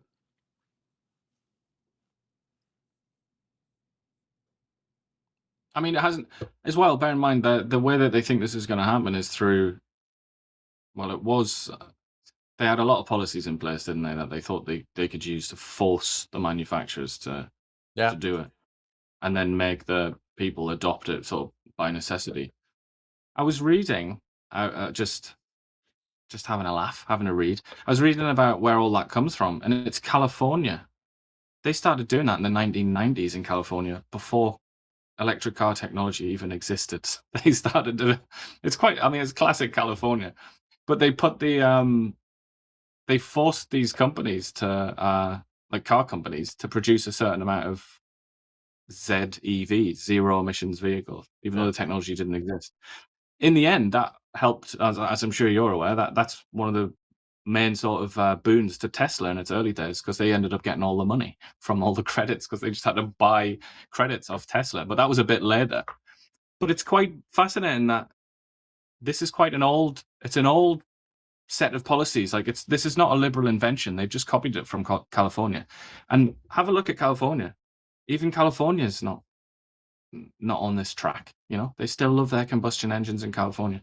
So if it hasn't worked there, all All those years. I mean, how long have they been trying to do it in California? It didn't work there. Gavin Newsom doesn't own a battery plant in China, though. CBC, Mark Carney, CBC went, is still going to town on Pierre Poilievre's trip to the United States there when he spoke to Joe Rogan. Joe Rogan has a bigger audience, probably in one day, than the CBC has for the year. And listen to this, they're talking to Steve Outhouse here. Listen to them on Steve Outhouse there. He's Poilievre's guy now. Listen to them go after him on Rogan. Let's talk about the biggest interview, or at least the biggest audience in terms of interviews, and that is the Joe Rogan podcast. It is huge. No question about the potential benefit for Pierre Poilievre, but there's no question that Rogan comes with risk. He has embraced conspiracy theories in the past, and so I wonder, for you as the campaign manager, what goes into your calculus in deciding, the risk benefit ratio there? Yeah, well, a few different things. First of all, I don't think you ever agree fully with everyone that you speak with, and certainly someone who's interviewing you. I mean, David, if you and I sat down and listed all of our beliefs and so on, we might not be, in agreement on everything as well. But we're looking at a couple different objectives there. I mean, first of all, the leader was speaking to an American audience to talk about, if we are working together, if these tariffs could be dropped, then this could affect things like the prices of trucks, and it can mean better jobs, and it can mean things being more affordable, because cost of living is important on both sides of the border. So that was sort of the first measure, is if we're looking to reach as many people as we can in the American market, for lack of a better phrase, then certainly the podcast with the largest audience, I believe, in the world, would be good to do that. And the secondary audience is absolutely domestic, and Mr. Rogan does have a large listenership here in Canada, and I do think a conversational style gave a chance for the leader for Pierre Poilievre to show kind of different sides of himself. Steve, I want to ask you about polls. I'm not going to repeat what they say, but broadly that it would appear that Carney's Liberals are higher in the polls by 10, 11 points over the Outhouse really dropped a log on his head there, didn't he, appropriately? I think that is exactly the response. Precisely the correct response. If you're saying, some of the things he's believed, and then he interviews you, it's like, what do you believe, mate? I'm sure we don't agree on things. I'm sure I find some of the things you believe disgusting. Certainly think some of the things CBC's put out is horrendous. And yet, here I am speaking to you, you little elf. I mean, that is precisely the response. So, well done to Mr. Outhouse. And there's a reason that people are not listening to CBC anymore. You should look it up and see why people have stopped listening to CBC. Why CBC? The only thing going up at the CBC is the cost per viewer. Maybe you should investigate that. You mentioned this. This is basically, somebody took your little rant there last week on Hoodiegate. We had met Gavin Dew on, talked about Hoodiegate. But now there's somebody that's a Hoodiegate. Is David Eby qualified as a fashion cop after his dressing down of the BC MLA?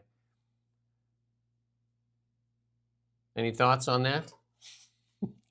They kind of they did your thing. They went after him on same thing you said. Like, I mean, maybe you should look in the mirror. Well, I mean, I'm not going to claim ownership of that. I think that's the natural reaction to anyone that does something like that.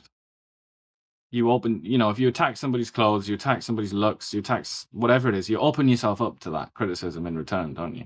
And it doesn't take, what was he described as? Style guru? Style advisor. It doesn't take, style advisor. It doesn't take a style advisor to realize that David Eby wears ill-fitting suits. I mean, it's obvious, isn't it? I think. I mean, I could not. That his clothes don't fit in his jacket myself, but it's obvious that they kind of hang off him. They look ridiculous. So I imagine that a lot of people probably had that opinion, when they heard him say that. So I'm not gonna claim ownership of that one, but it is quite funny to read because he really does slap him down.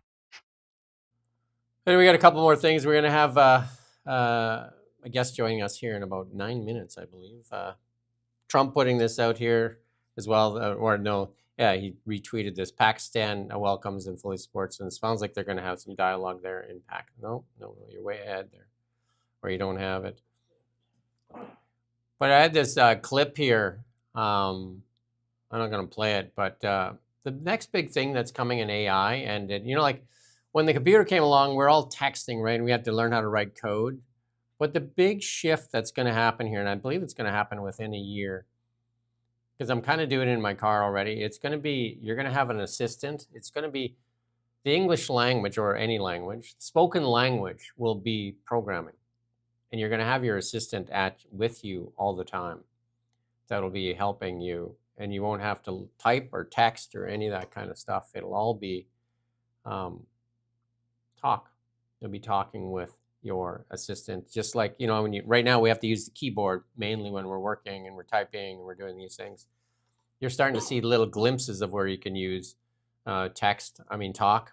I'm sure you've chatted with ChatGPT or Grok or that. In the Teslas now, Grok is built into the car so you can talk.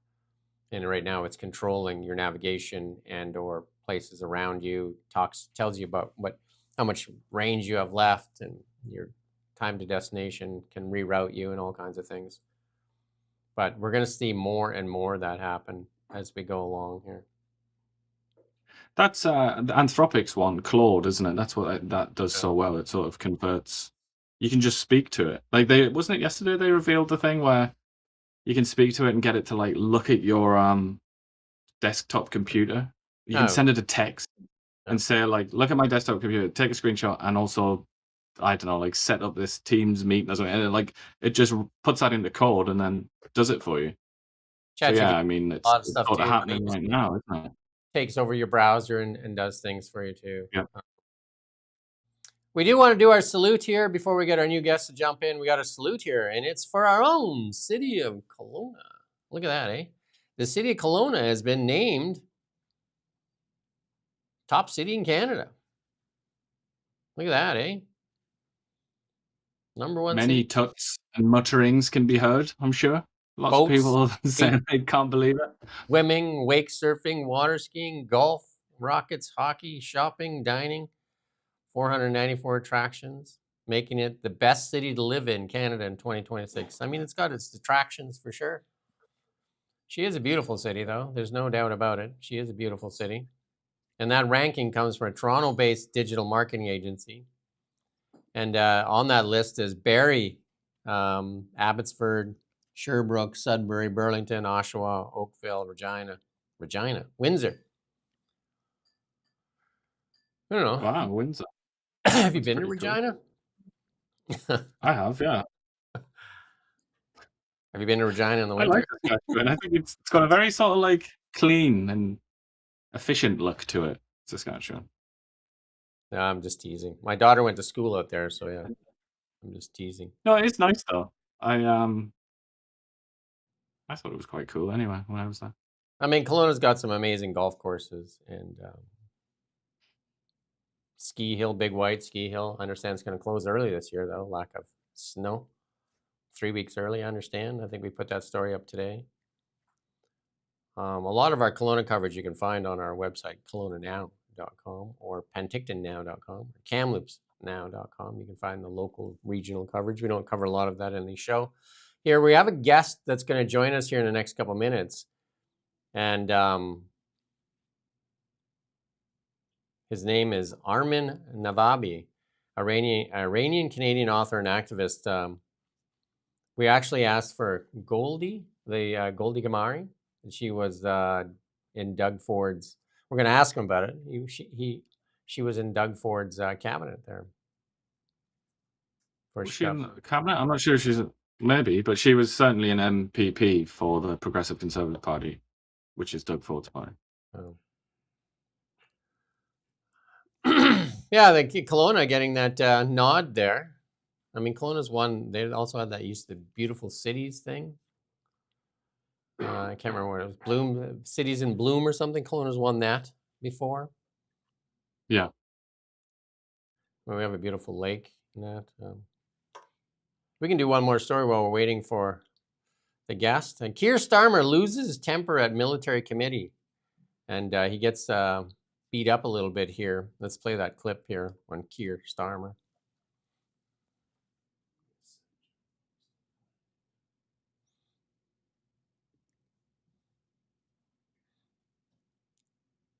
Well, if we don't have it, we can just... Okay, go ahead. Go ahead. Play it then. So we could even stop a 150 kilometre per mile an hour drone from getting through to hitting a sovereign base in Cyprus. That means we were unprepared. And the very... I'm going to cut it off there because we have our guest jumping in here. So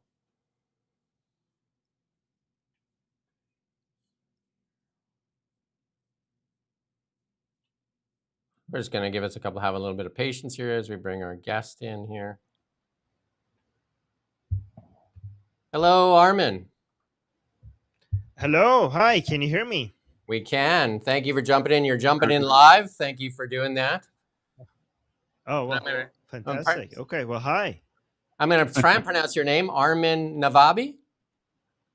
That's good. That's good. There you go. Look at that. I got that right. Yeah, Iranian-Canadian author, activist. And you born in Toronto, 1983, moved to Canada. And you're on a podcast with Goldie, is it? Yes, with Goldie Gamari on Iran Revolution Live. We wanted to have Goldie on it first, and then she suggested you. And we did want to ask on her exit from the Doug Ford's party there. Is that something you could share with us, or? Yeah, I mean, she would be better. She would be better to talk to about that. I'm mostly commenting about the situation, the war, the military operation by America and Israel against the Islamic Republic, and the current revolution and Iranian people uprising. I just know that she was kicked out because she talked to Tommy Robinson, which is a hero and a true patriot. And honestly, I think that they did us a favor by kicking her out, because now we have her, and she's now one of the greatest voices for the Iranian people. She gets, she's, every time I look at these big panels on these big shows, people talking about Iran, I used to always get frustrated that there's nobody there actually speaking, saying the things that we Iranians, true representing us Iranians. People were constantly misrepresented us, but now Goldie keeps getting invited, and she's saying all the right things, and we are so grateful that she got kicked out, so that now she's doing this, and now we finally have somebody who is basically giving a better, accurate representation of us Iranian people and what we want and what we're fighting for. Why don't you just give us your thoughts on the American operation then? Obviously, there was it seemed to be a lot of protests asking for America to intervene. And now that they've intervened, what are the thoughts from the Iranian people here in Canada and in Iran over the American operation? Well, I mean, the Iranian people have been asking for this, and they've been paying with their lives, risking their lives, asking for this before it happened. If anything, they were getting when the internet was still on and the military operations had not started. I was in touch with many Iranians inside Iran. Now it's less because the internet is cut. I mean, my father is in Iran. I rarely get to talk to him these days. Sometimes he gets connected, so I get to talk to him, but it's rare. But before the military operation started, I remember getting so many messages from inside Iran, asking like, Armin, where are they? Where are they? You told us that they're coming. You told us that it will help. Like President Trump promised, Prime Minister Netanyahu promised that help will arrive if we come into the streets, and we came into the streets greater than ever before. And they're why didn't they show up? Like they were getting. I remember many of them were getting frustrated about this. Like people in the streets were shouting their name, asking. People were renaming streets in Iran, renaming streets to President Trump. I don't know if you guys saw that. They were naming streets after President Trump to signal how much they support him. People like I actually released the first video because somebody sent me a video from inside Iran shouting "Am Israel Chai" while protesting in the streets of Iran, showing how much support they have for Israel as well. And then I kept on telling them that, guys, the reason why there's a delay is because they didn't want to do something symbolic. They're planning for something bigger. And to be honest, I was like, that was what I believed, but I was so worried because I was telling them that help is on the way. Help is on the way. I know it's on the way. And I know it because Prince Reza Pahlavi told us that help is on the way. And we trust him. And we know that he wouldn't say something like that if he didn't have the information. So trust that help is on the way. But to be honest, sometimes I was worried before eventually the military operation started. I was concerned that what if it doesn't arrive? And I told so many people in Iran on my show, on my Persian channel, to my audience inside Iran, that I promised them that it will come.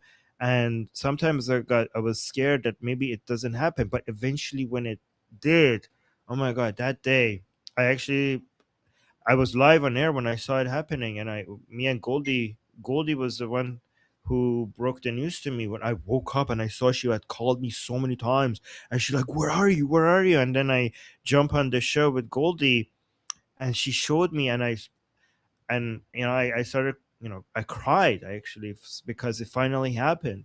We needed this. I mean, the Iranian people really needed this. They're unarmed and they're fighting against this great monster that is just shooting. Like, this is such an unfair battle. The Iranian people are fighting against this monstrous regime that is fully armed and is willing to shoot into crowds and kill tens of thousands of them. And honestly, I think they're willing to do more. They're kill hundreds of thousands of them if it's needed to stay in power. I mean, they said so. Like, this is not me guessing. They said specifically, like some of the highest officials within the Islamic regime, they have said they're willing to kill half the world, not half of Iran, but half the entire world, if that is what is needed to get to their goals, basically meaning the continuation of Islamic rule. Khomeini, the founder of the Islamic regime, the first supreme leader, he's famous to say that the continuation of Islamic rule is the Ojab Wajibat, which means the highest of our priorities. And to make it clear, he said that is more important than the life of the Mahdi. Meaning that if you had to choose between the life of Mahdi and the continuation of the Islamic regime, you have to pick the continuation of the Islamic regime. Meaning that if you have to kill the Mahdi, if it comes to killing the Mahdi for saving the Islamic regime, you can also kill the Mahdi. That's how big of a priority that is. So if they're willing to kill the Mahdi, of course they're willing to kill even all of the Iranian people, if that means that that's what's necessary to continue the Islamic rule. Yeah. What's your thoughts on the Canadian government's kind of like support, not support, kind of like wavering support for the American operation or the American war on Iran? And then these 700 supposedly are IRGC here in Canada, and what the Canadian government is doing to remove them from Canada. I mean, are they doing anything to remove them? I heard they're not doing anything to remove them. Are they? Like, you tell me. I heard that I heard that the response is pathetically close to nothing.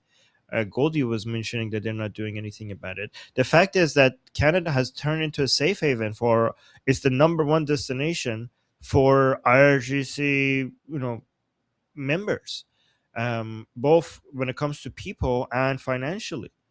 So it's embarrassing that Canada has allowed that. It's embarrassing that Canada has allowed. Yeah, go on. And what does that do for the Iranian people that are here? Does that, it's? I mean, I mean, that makes it extremely unsafe. For example, Goldie has 250,000 bounty on her head for her beheading, and she mentioned that that nobody is like contacting her. Like, she has no access. The only people that are helping her respond to this are Americans. Like, isn't it embarrassing for Canada that a Canadian citizen, such an important Canadian citizen, is in Canada, is getting help from Americans? The Americans, like FBI, she has direct access to FBI, but no official, but nobody in Canada. She has no access to anybody in Canada to talk to regarding her security concerns. So that's embarrassing. Like, I mean, if you're Canadian, your government is not doing much to protect you. In fact, the Canadian government is responsible for making Canada less safe for all Canadians. I mean, guys, all Canadians need to be concerned about this, because once the Islamic Republic falls, there's not that many places that these people can run away to, and Canada might be one of their greatest destinations and one of their main destinations, because Venezuela was on their main list, and now because of the Maduro falling, that doesn't seem like feasible for them, many of them anymore. But a lot of these people have already roots in Canada. They have a lot of financial networks in Canada. They already have their people in Canada, and Canada seems to be very tolerant when it comes to accepting terrorists into their country. So once the regime falls, a lot of these people are going to be trying to find places to go to, and Canada might be one of their main destinations, and Canadians should be worried. I mean, Canadians should have raised the alarm a long time ago. I remember I saw this Shia people coming out for Ashura and Tasua to celebrate Hussein, the third Imam of Shia Islam. And I remember it starting to pick up, and more these gatherings of Shias in the streets of Vancouver getting bigger and bigger every year. And I knew just by the first time I saw it, I was like, oh, this is the Islamic regime, because the Islamic regime uses its Shia ideology to spread its tentacles all around the world, and it makes sure that at first there's nothing political about it, and it's completely a religion thing, and it uses the freedom of religion and tolerance of religion as a way to create a base layer at the beginning, by making it not political at all. And then once it builds that foundation, then it starts to get political and starts to create a voting bloc, a very active voting bloc that, remember, like, this is why you should be very concerned about these people in your country, because when these people act like a voting bloc and they're very active, for every citizen that you have that is political active, their political influence is like significantly higher than your average citizen. So you could get, like, I don't know, 6% of the population be these people, but they will act like they're, I don't know, like 20% of the population. Like, their political influence will be much more significant than the actual percentage of society that they are, because they will get united. They will be like single issue voters. They're like, it usually will be surrounded like something around Palestine. Usually it will be about the Palestinian cause or the axis of resistance. But then slowly from within, they will basically destroy the foundations of your country and change everything that your country stands for. This is invasion by the ballot rather than the bullet. This is a new model of invasion, because the old model didn't work.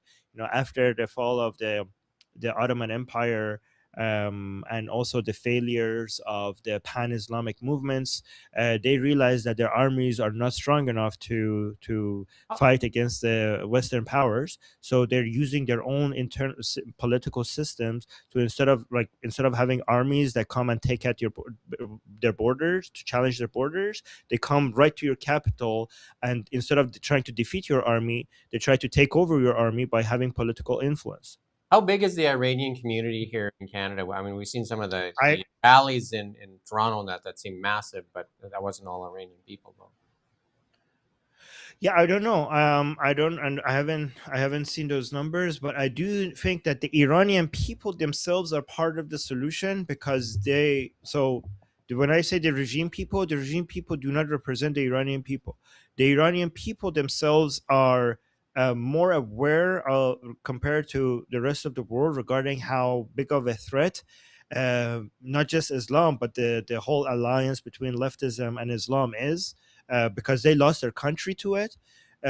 So the Iranian people, the anti-regime Iranian people, are part of the solution on fighting against this act of invasion against the Western countries.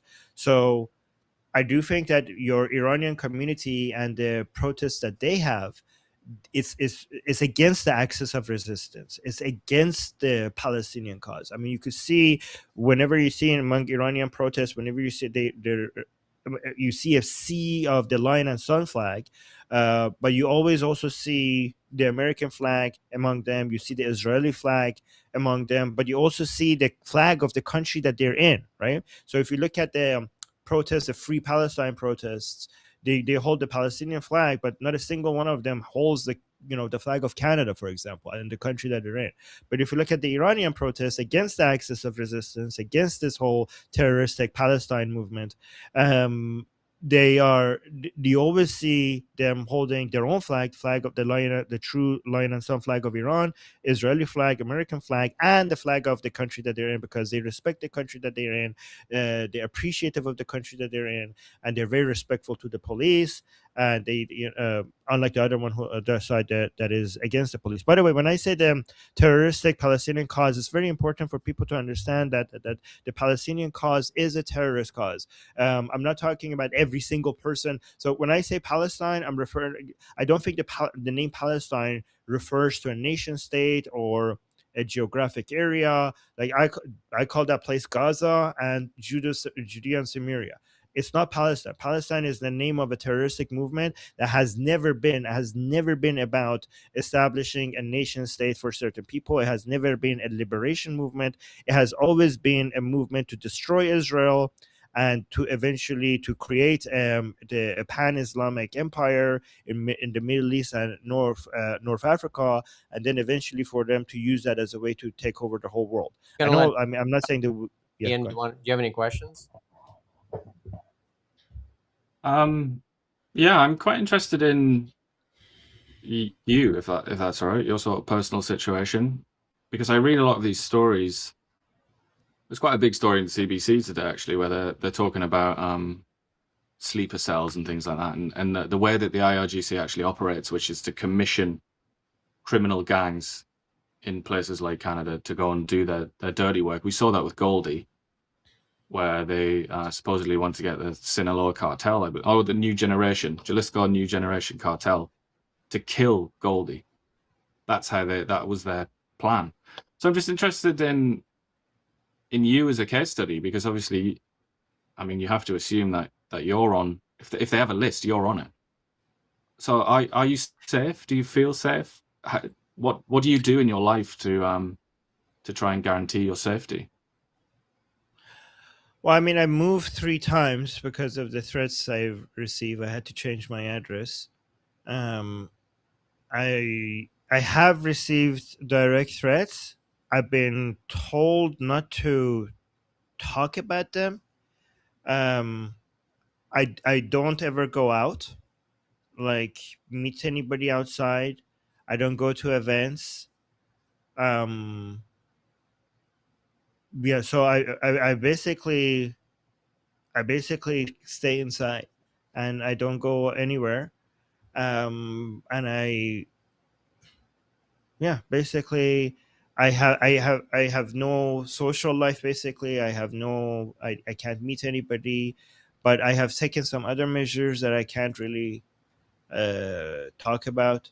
But yeah, it has been challenging.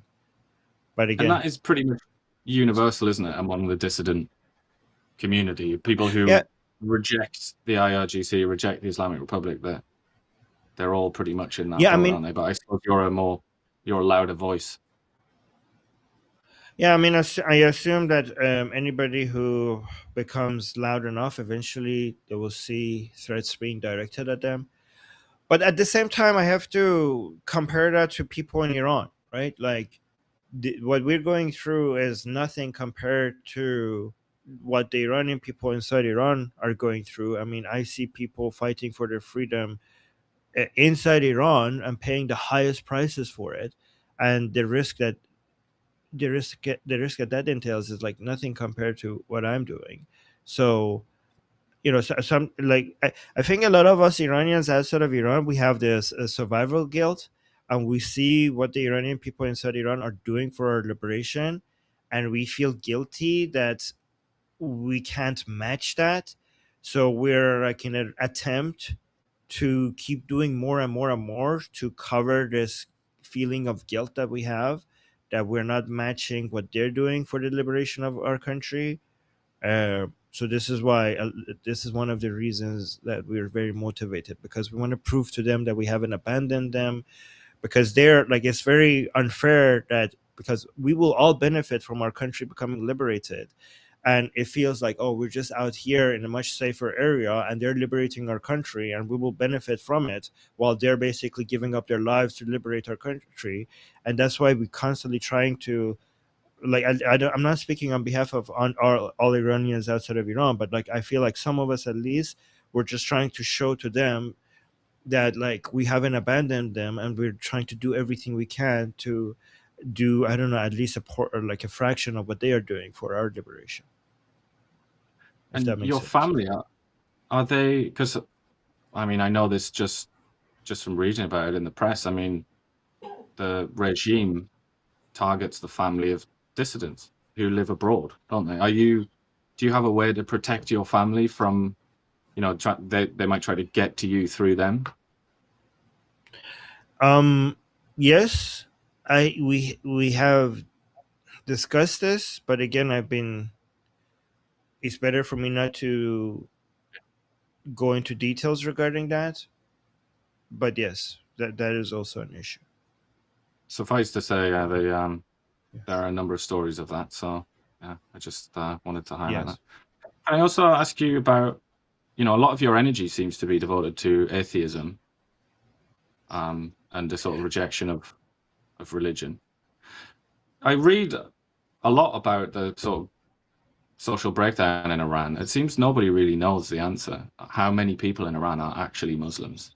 Obviously, the regime tries to say it's like 100%, but the reality is obviously not that. What do you think it is? I mean, I've heard sounded like realistic estimates that maybe like 50% are Muslim. What do you think? Yeah. So before I mention that, let me tell you something about. I actually don't right now. I used to fight against religion as a whole, but right now I shifted my priorities to focus on Islam, communism, the woke left and woke right, because as much as I might disagree with like Christians and Jews, I think those are just disagreements. We're not at war. And I think that the main threats to the global order, that we are in right now, Christianity and Judaism or Hinduism is not a threat to the global order. It's just like a friendly disagreements that me as an atheist might have with a Christian. And I think we should be united and working with each other against the actual main threats, which are these four that I mentioned, right? The Islam, communism, the woke left, and the woke right, like Nick Fuentes and Tucker Carlson types of people. With regards to Islam in Iran, we do actually have polls showing that Iran is now a Muslim minority country. Scientifically collected data shows that. And last time I checked, and this was from years ago, I'm pretty sure it's less now. The Shias, not all Muslim, the Shias in Iran are, I think, about 30 something percent. And if you add up all the other Muslims, like the Sunnis, the Sufis, and other forms of Muslims to that group, it was like 40, like close to 40%, which makes Iran a Muslim minority country. But that was years ago. I suspect that it's much less now. I don't know exactly how much. I just know that the Islamic Republic, whatever they did in the past 47 years, has caused many people to abandon Islam. Back then, when that poll came out, it showed that this was the greatest mass exodus out of religion that the world has ever seen within one generation. Close to half of a country has left a religion that has never been seen before. Like Iran is like a country of 90 million people. Within one generation, half of them leaving a religion. No amount of, and never have we seen this level of people leaving a religion ever before in history. And that's thanks to the Islamic Republic. But I also do think that what the all that 47 years on one side, what the Islamic regime did on January 8 and January 9, those 2 days, the massacre that it did on those 2 days, tens of thousands of Iranians being killed, at least 40,000 in. I want to remind people it's not tens of thousands in 2 days, because it was just a few hours on each day. So it's like tens of thousands, at least 40,000 Iranians were killed in a matter of 10 hours, right? Like 5 hours each on each day, which is insane. But that was on such a different, that evil was on those 2 days was on such a different level that by itself did as much damage to the view Iranian peoples have of Islam than all of that 47 years. Like, many Iranians were contacting me after, telling me, Armin, my grandma stopped praying because of this. I'm like, what are you talking? Like, they're like, my grandma, like the last person I thought in my life that will stop praying, she stopped praying because of this, because they thought that their praying is supporting the regime's ideology that killed all of our people. So I think the level of hatred like, it's not just that people have left Islam. I think that's an understatement. I think the level of hate we have for Islam. So it's not just like, oh, I'm leaving Islam, but it's okay, but Islam is okay. I just don't believe in it. I don't think any other country has this many people in it hating Islam with passion, because the Iranian people have paid a huge price because of Islamic ideology, and that has caused a lot of hatred. I know this is a joke, but I sometimes say, once the Islamic Republic falls, the world will realize that the main export of Iran is not going to be gas or oil, is going to be Islamophobia. That's going to be our number one export to the world. But again, I don't believe Islamophobia is a nonsensical term, but I do believe that we will have a huge impact around the world once Iran is liberated. I think it's going to be not the country. Obviously, the country needs to not the state. The state needs to be secular, and it shouldn't get involved in telling people what to believe in and what not to believe in. But I think the people are going to have a major impact in the region and globally regarding the fight against Islamic tyranny and just Islam as a whole, in my opinion. There's talks right now that perhaps Trump's people are meeting with the new Ayatollah in Pakistan. If they install just a new Ayatollah, is that success for the Iranian people, or what is that just? Is that a betrayal of what was supposed to happen, what you're expecting to happen? So they're not meeting with the new supreme leader. Nobody's meeting with him. In Pakistan, the question is if they're going to be meeting with Ghalibaf, or are they going to be meeting with Pezeshkian or some other officials. The supreme leader, we don't even know if he's alive. And even if he's alive, the information suggests that he might be severely injured. And even if he was completely okay and not injured, he's right now irrelevant.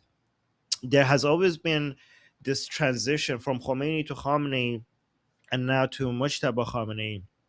There's been this transition of power from the Beit Rahbari, which is the office of the supreme leadership, to the IRGC. And now that transition of power is complete. So the supreme leader is not, even if he was okay, he's not in charge. The IRGC is in charge. It's just the IRGC. The Islamic Republic has now been completely taken over by the IRGC. I mean, a lot of people haven't noticed this, but a coup just happened. A coup d'etat just happened in Iran, and the IRGC is now completely in charge. And even if Mujtaba was alive, he would right now be the puppet of the IRGC. I mean, I could go through give you all the reasons why we know that. I don't want to go into too much detail, but yeah. So And if there is going to be a meeting in Pakistan, it's going to be with another regime official.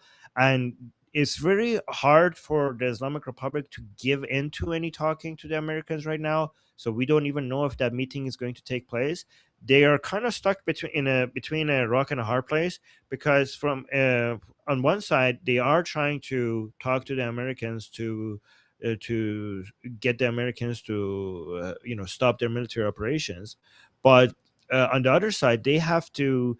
The Islamic Republic, the number one thing they're afraid of is not the Israelis, it's not the Americans, it's and the two main fears is, first of all, is their own people rising up. That's what scares them the most. But their number one fear is their own followers, there's pro-regime people turning against the regime. And the problem that the Islamic Republic has is that it has convinced their own followers that they're strong, that they're standing up for Islam, that they're standing against the Israelis and Americans, and they're winning, because this is very important, that the Islamic Republic shows strength and pretends that it's winning to its followers. Because if it is seen as weak or pathetic, then it will lose its followers, and that's based on the Islamic Republic's understanding, and this is actually accurate. The only way that they will fall is if they lose their last remaining followers. That's how they will fall. That's the only way that they will be toppled. Their understanding is that if the Americans and Israelis come and bomb things from the air, at the end of the day, they could rebuild that. At the end of the day, you can't do regime change from air. So as we could survive that. We could survive that. And if the Iranian people come into the streets, they're unarmed, we're armed, we will shoot them, they will go back home, we keep dancing this dance, and that's not going to topple us. But these three things, the Americans, the Israelis, and the Iranian people coming into the streets, it affects a fourth thing, which could topple them, which could make the regime people turn against them by showing weakness, by not enforcing Islamic rules. For example, many people are defecting or turning against the regime because hijab laws are not being enforced in Iran because they're incapable. If this is why this is an information war as well. This is why humiliation and making fun of the Islamic regime's ability to defend itself is part of this warfare. Because if you could convince some of regime forces, some of the regime followers, supporters, that they're actually losing this, and we could see that some of them are getting convinced by this, then they will stop supporting the regime, and those defections or those people not supporting the regime, eventually the Islamic regime cannot continue to exist if this is the last pillar they have. If you take this away from them, everything will collapse. People will run away, people will move their money out of Iran, soldiers will defect, or just not even showing up. Like, you don't even have to join the side of the people. If you think like this is not a cause we're fighting for, then that's what will topple the regime. I know that we only have you for 30 minutes. We only got a couple minutes left here. Ian, do you have any final questions for Armin? I've got lots of questions. I was going to ask you about the Shah and things like that, but I'm quite interested in the new anti-hate, they call it, legislation that the Liberals are trying to pass, Bill C9. I'm not sure if you're familiar with that, but you mentioned Islamophobia. Yeah, okay. It would include that, yeah. So it's speculated that it certainly would. And when you mentioned that, it reminded me. I mean, I would presume that quite a bit of what you say and have said would qualify under this act. So are you concerned about that? Do you think there's anything that you can do? Are you gonna, if it passes and the warnings are put out, are you gonna try and censor yourself, or what are you gonna do? Well, I mean, when I started fighting against Islam, I was in Iran. I was inside Iran. And the punishment for what I was doing was being hanged slowly until I suffocate. Like, the execution is not even a quick one. They put the noose around your neck and they lift you. There's not like a door under your feet that opens for you to fall and break your neck and die right away. They put the noose around your neck and they lift you, and you slowly suffocate from death. And that didn't stop me. I was inside Iran, and I started Atheist Republic when I was still inside Iran, and I started fighting against the Islamic ideology. So I don't think that I don't think I'm going to stop. And given that that didn't stop me, so I don't think this is going to stop me. Right. Okay. What do you Well, think I hope about? Mark Miller's listening. I hope the Liberals are listening, because I imagine you're not the only one. A lot of people are going to have that attitude, I think, but we'll see. Yeah. Have you ever communicated with Patrick Bet-David? He's kind of a famous Iranian. Patrick Bet-David has turned against the Iranian people by turning against Princess of Pahlavi, and the Iranian people hate him for that, because the Iranian people came into the streets and they sacrificed their lives and they risked everything just for the sake of being able to shout out the name of Princess of Pahlavi in the streets. There was not a single corner in Iran that was not shouting his name. And even after the regime killed tens of thousands of Iranian people for daring to come and shout his name, people in the streets, they put their hands into their own blood and wrote Javid Shah on the walls of Iran when they were being killed by the regime. And even after that, 40 days after, even after what they saw the regime does to people who dare call out his name, they came out into the streets again in big numbers, and they started chanting that this is the final battle and Pahlavi will return. And Patrick Bet-David is only because Princess of Pahlavi didn't answer his call, because he realized that this guy is a grifter. Because he didn't answer his call, now he's turning against Princess of Pahlavi. So people have to realize that the Iranian people, they're not just fighting against the Islamic Republic. That's only half of it. The Iranian people are fighting for the return of Pahlavi, because there's no other way to liberate Iran other than under the leadership of Princess of Pahlavi. And because Patrick Bet-David is attacking the only hope that we have for our liberation, which is Princess of Pahlavi, then Patrick Bet-David is standing against the Iranian people and is standing against our liberation.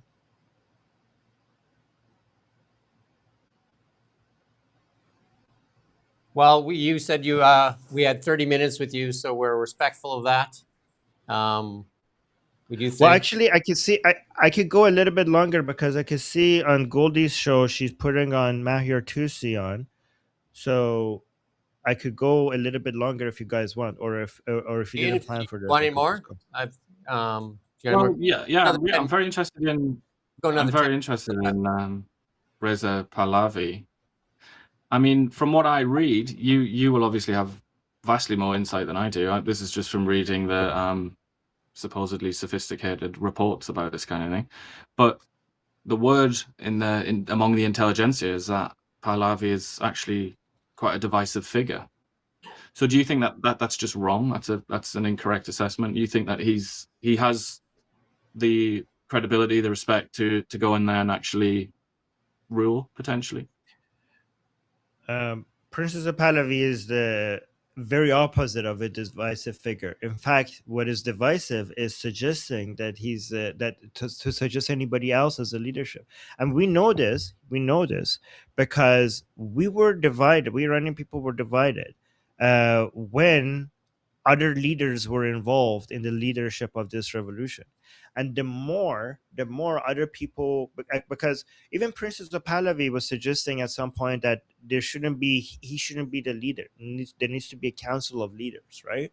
And the Iranian people were constantly communicating to him like, no, we don't want other leaders. We don't trust other leaders. We want you. And he was actually insisting, because he's such a humble guy. He's like, look, it shouldn't just be me. It should be more people. It needs to be inclusive and stuff. And we were like, oh, it could be inclusive under your leadership. We could have so many different people under your leadership. And he was resisting that. He was like, this is a man that didn't accept this leadership. Like, the Iranian people were constantly pushing. Like, it wasn't easy for us to make him eventually accept this leadership. And the more we move towards these other people who are trying to basically use him as a ladder and make himself more relevant. And again, these other people were separatists, were anti-Israeli people, were like leftist people who we do not trust. The more that he started, but like, okay, like move towards him being the leader, the more united we got. Like during the Mahsa uprising, right after that, we were very divided because he was not the main leader, and we had all these other people being talked about. And now this time around, in the Lion and Sun revolution that we have right now, we have never been never been more united, which shows like it goes against everything that these people were telling us. They're like, guys, if you want unity, your leaderships need to have representation of other people. And when we had that, we were divided. And now, look at now, the Iranian people are so united. And they say divisive, like who? So if you actually look, like people say, like the Kurdish people, the Azeri people, the Baluchi people will not support them. In the Lion and Sun Revolution, in the uprising that we had in early January, look at our Kurdish cities, look at our Azeri cities, look at our Baluchi cities. They came out in response to his call to action. We never had this many people in the streets of Iran. Millions of Iranians showed up because it was his call to action. His call to action in Kurdish, Azeri, Baluchi cities, they came out and they chanted his name. Our Kurdish cities were chanting, "This is the final battle, Pahlavi will return." They were chanting Javid Shah. The people who are saying that this is the leftist narrative, and the leftist people, because they're anti-Pahlavi, and they're anti-Pahlavi because I know he's pro-American, he's pro-Israeli, he's a patriot, he's nationalistic. That's why they don't like him, right? And they are so good the leftist narrative are very good at spreading their nonsense into think tanks and Western media. They have their ways into spreading their nonsense.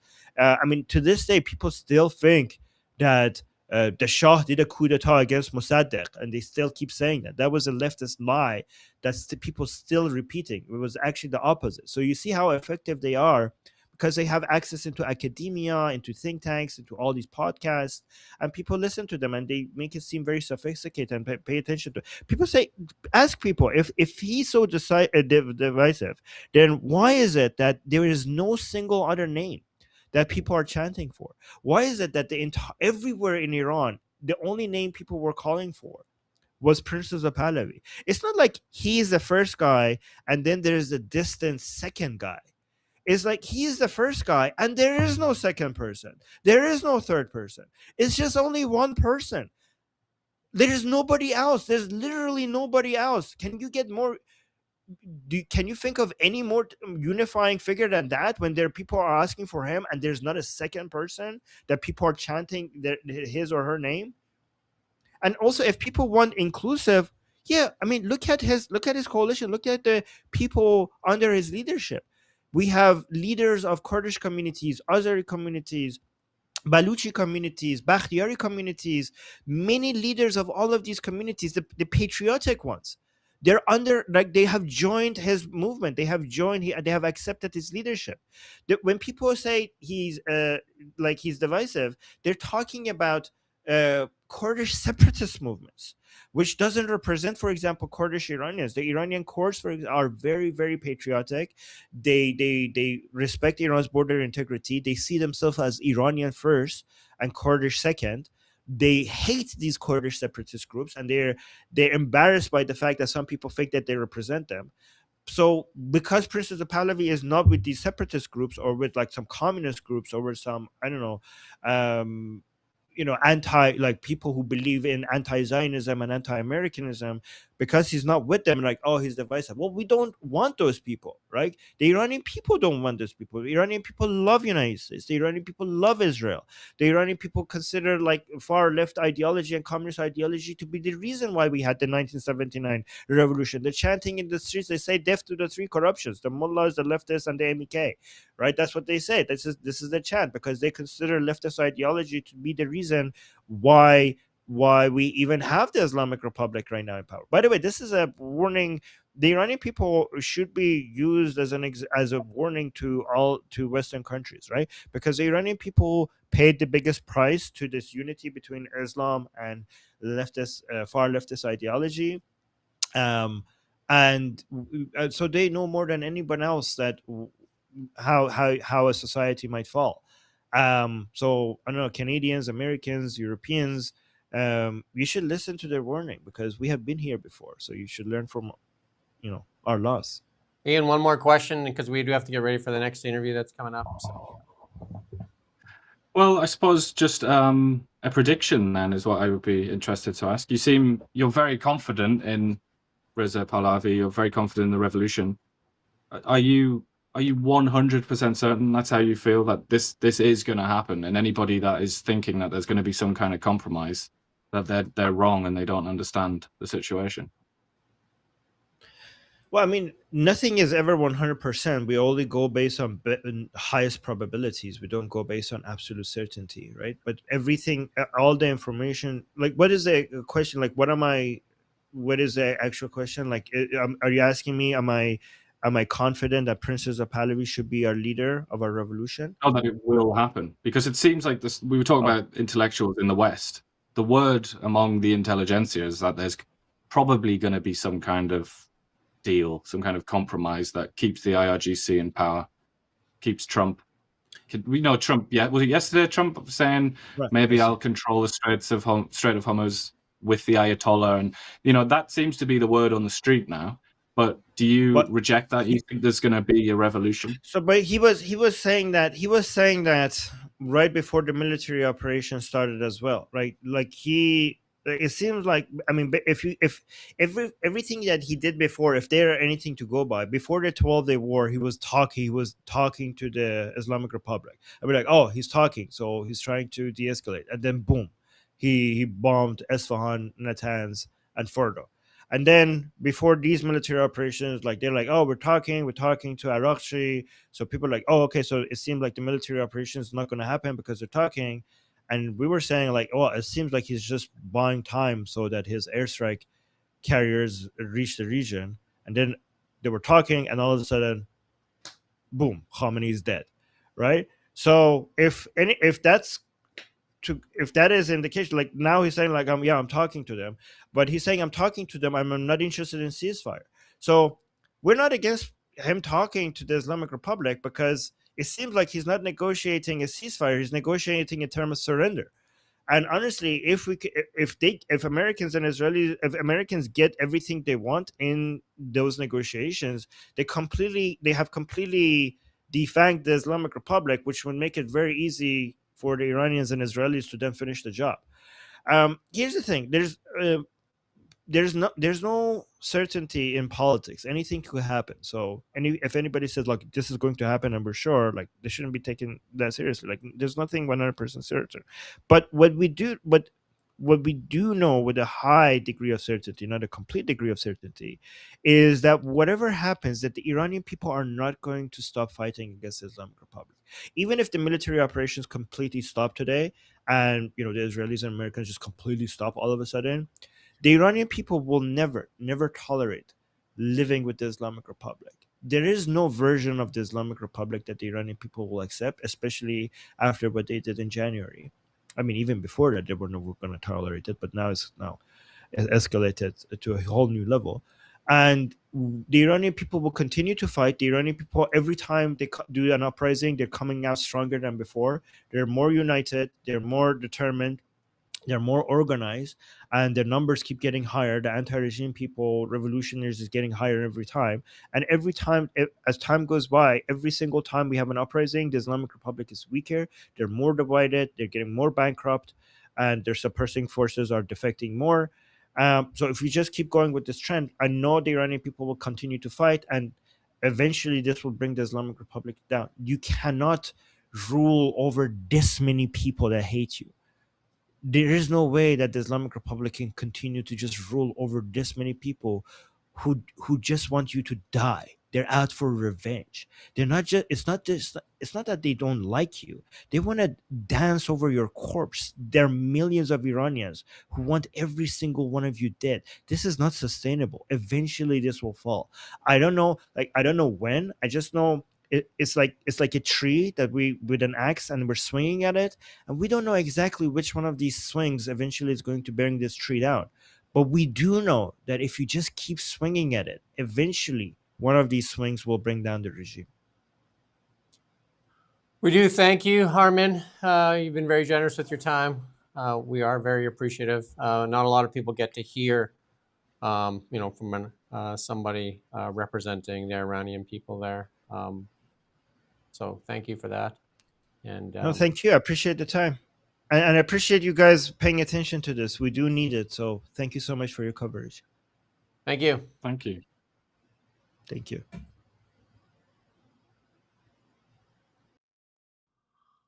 That was a lot there to digest, right? So, I mean, It's complicated, isn't it? Very complicated. It's very hard for us to verify any of that, but you know, it is. Well, that's the nature of, unfortunately, that's the nature of authoritarian regimes, isn't it? It's not easy to. That's why I asked that question about what does he think? Like, what is being an Iranian who knows lots of Iranians? What does he think about the religious composition of Iran? Because nobody really, surprised me on you can't Patrick really know in Bet-David. an authoritarian country. You can't because they protect that information jealously.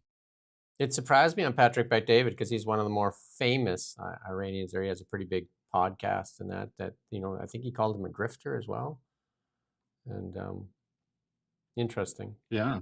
He's trying But, to I mean, get from our Poilievre. perspective, I would say one of the more interesting things from a sort of Canadian political perspective, which is what we talk about quite a lot.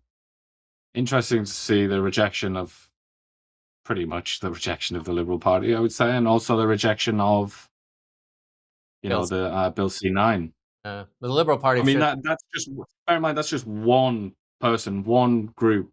There are so many groups that are going to be caught up in this legislation if it passes. And it's looking at this from a political strategy perspective, they're creating a field full of landmines, and they're just going to keep walking on them again and again and again. Just to let everybody know that I'm going to go to the bathroom because it's been 3 hours, and then I'm going to come back. And I don't know if Rosie ever says that on the show. We're going to come back, and no, she would run an ad. We're going to come back, and we have Ian Black, who's running for the leadership of the BC Conservatives,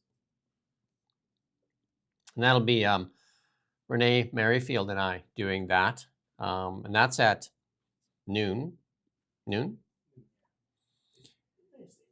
And then at 3 o'clock, we'll have John Carpe on, and we're going to talk about the CRTC, and also I'm sure we're going to talk about Bill C9, and I'm sure we're going to talk a little bit about the Emergencies Act, and that the government is now challenging it to the Supreme Court. So lots of good stuff there from John Carpe at 3 o'clock. And then tomorrow, I think it's going to be really cool. We're going to have on Lois Perry she's going to be anti-left as well. Lois Perry from the UK. And we're going to talk about net zero policies and how that has been destructive of the UK economy. And I'm sure she's going to have something to say about our friend Mark Carney as well, because he was the Bank of England governor as well. And then Ian's going to reach out and see if we can get Liz Truss. He's interviewed her in the past. That'll be a good interview. Remember me, Liz? Maybe she's watching right now. Yeah, Liz. Well, maybe we'll talk to Lois and see if she can get us Liz. And then... yeah, they're not really on the same team, I don't think. But maybe. I don't know, maybe. Who knows? Probably more than Keir. You've interviewed Keir in the past as well.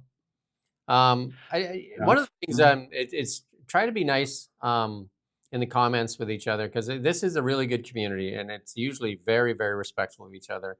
And we appreciate that because lots of good knowledge gets shared in the community. So when people start baiting each other with nonsense, it's not good for everybody. So with that said, I'm going to take like an 11-minute break. I'm going to be back here in 11 minutes. We're going to talk to Ian Black. And then Ian's going to, he's got a lot of work left to do. He's going to cut this all up here. He's going to clip it all together, put all these headlines together. And we're going to go get him. How's that? We're going to go get him. Fight strong. Fight strong. And cheers. Try. Depends next time. Yeah, there you go. I will. Thank you for that. I get it. It's like a pilot. Maybe we can get those bags. You know, those pilots? They wear those? Fighter pilots? All right, cheers. We'll see everybody back in about 10 minutes if anyone wants to come back and watch the thing with Ian Black. Or you can come back and see us tomorrow morning at 9 a.m. We're going to try and be on time. We had some technical difficulties there. So, all right, cheers. And Ian and I will be back tomorrow morning, 9 a.m. PST. every weekday morning on the Really Big Show. Really big. Like some say the biggest ever. Huge. Some say it's Some are saying the biggest. Some are saying it's the biggest ever. Some are saying. And it is. We got to get Trump on. Some say it'll be the biggest guest ever. Let's see if we can get Trump on before we can get Mark Carney on. Actually, we're going to try for Rubio. All right, cheers. Anyway, see you tomorrow morning, 9 a.m. PST, sharp.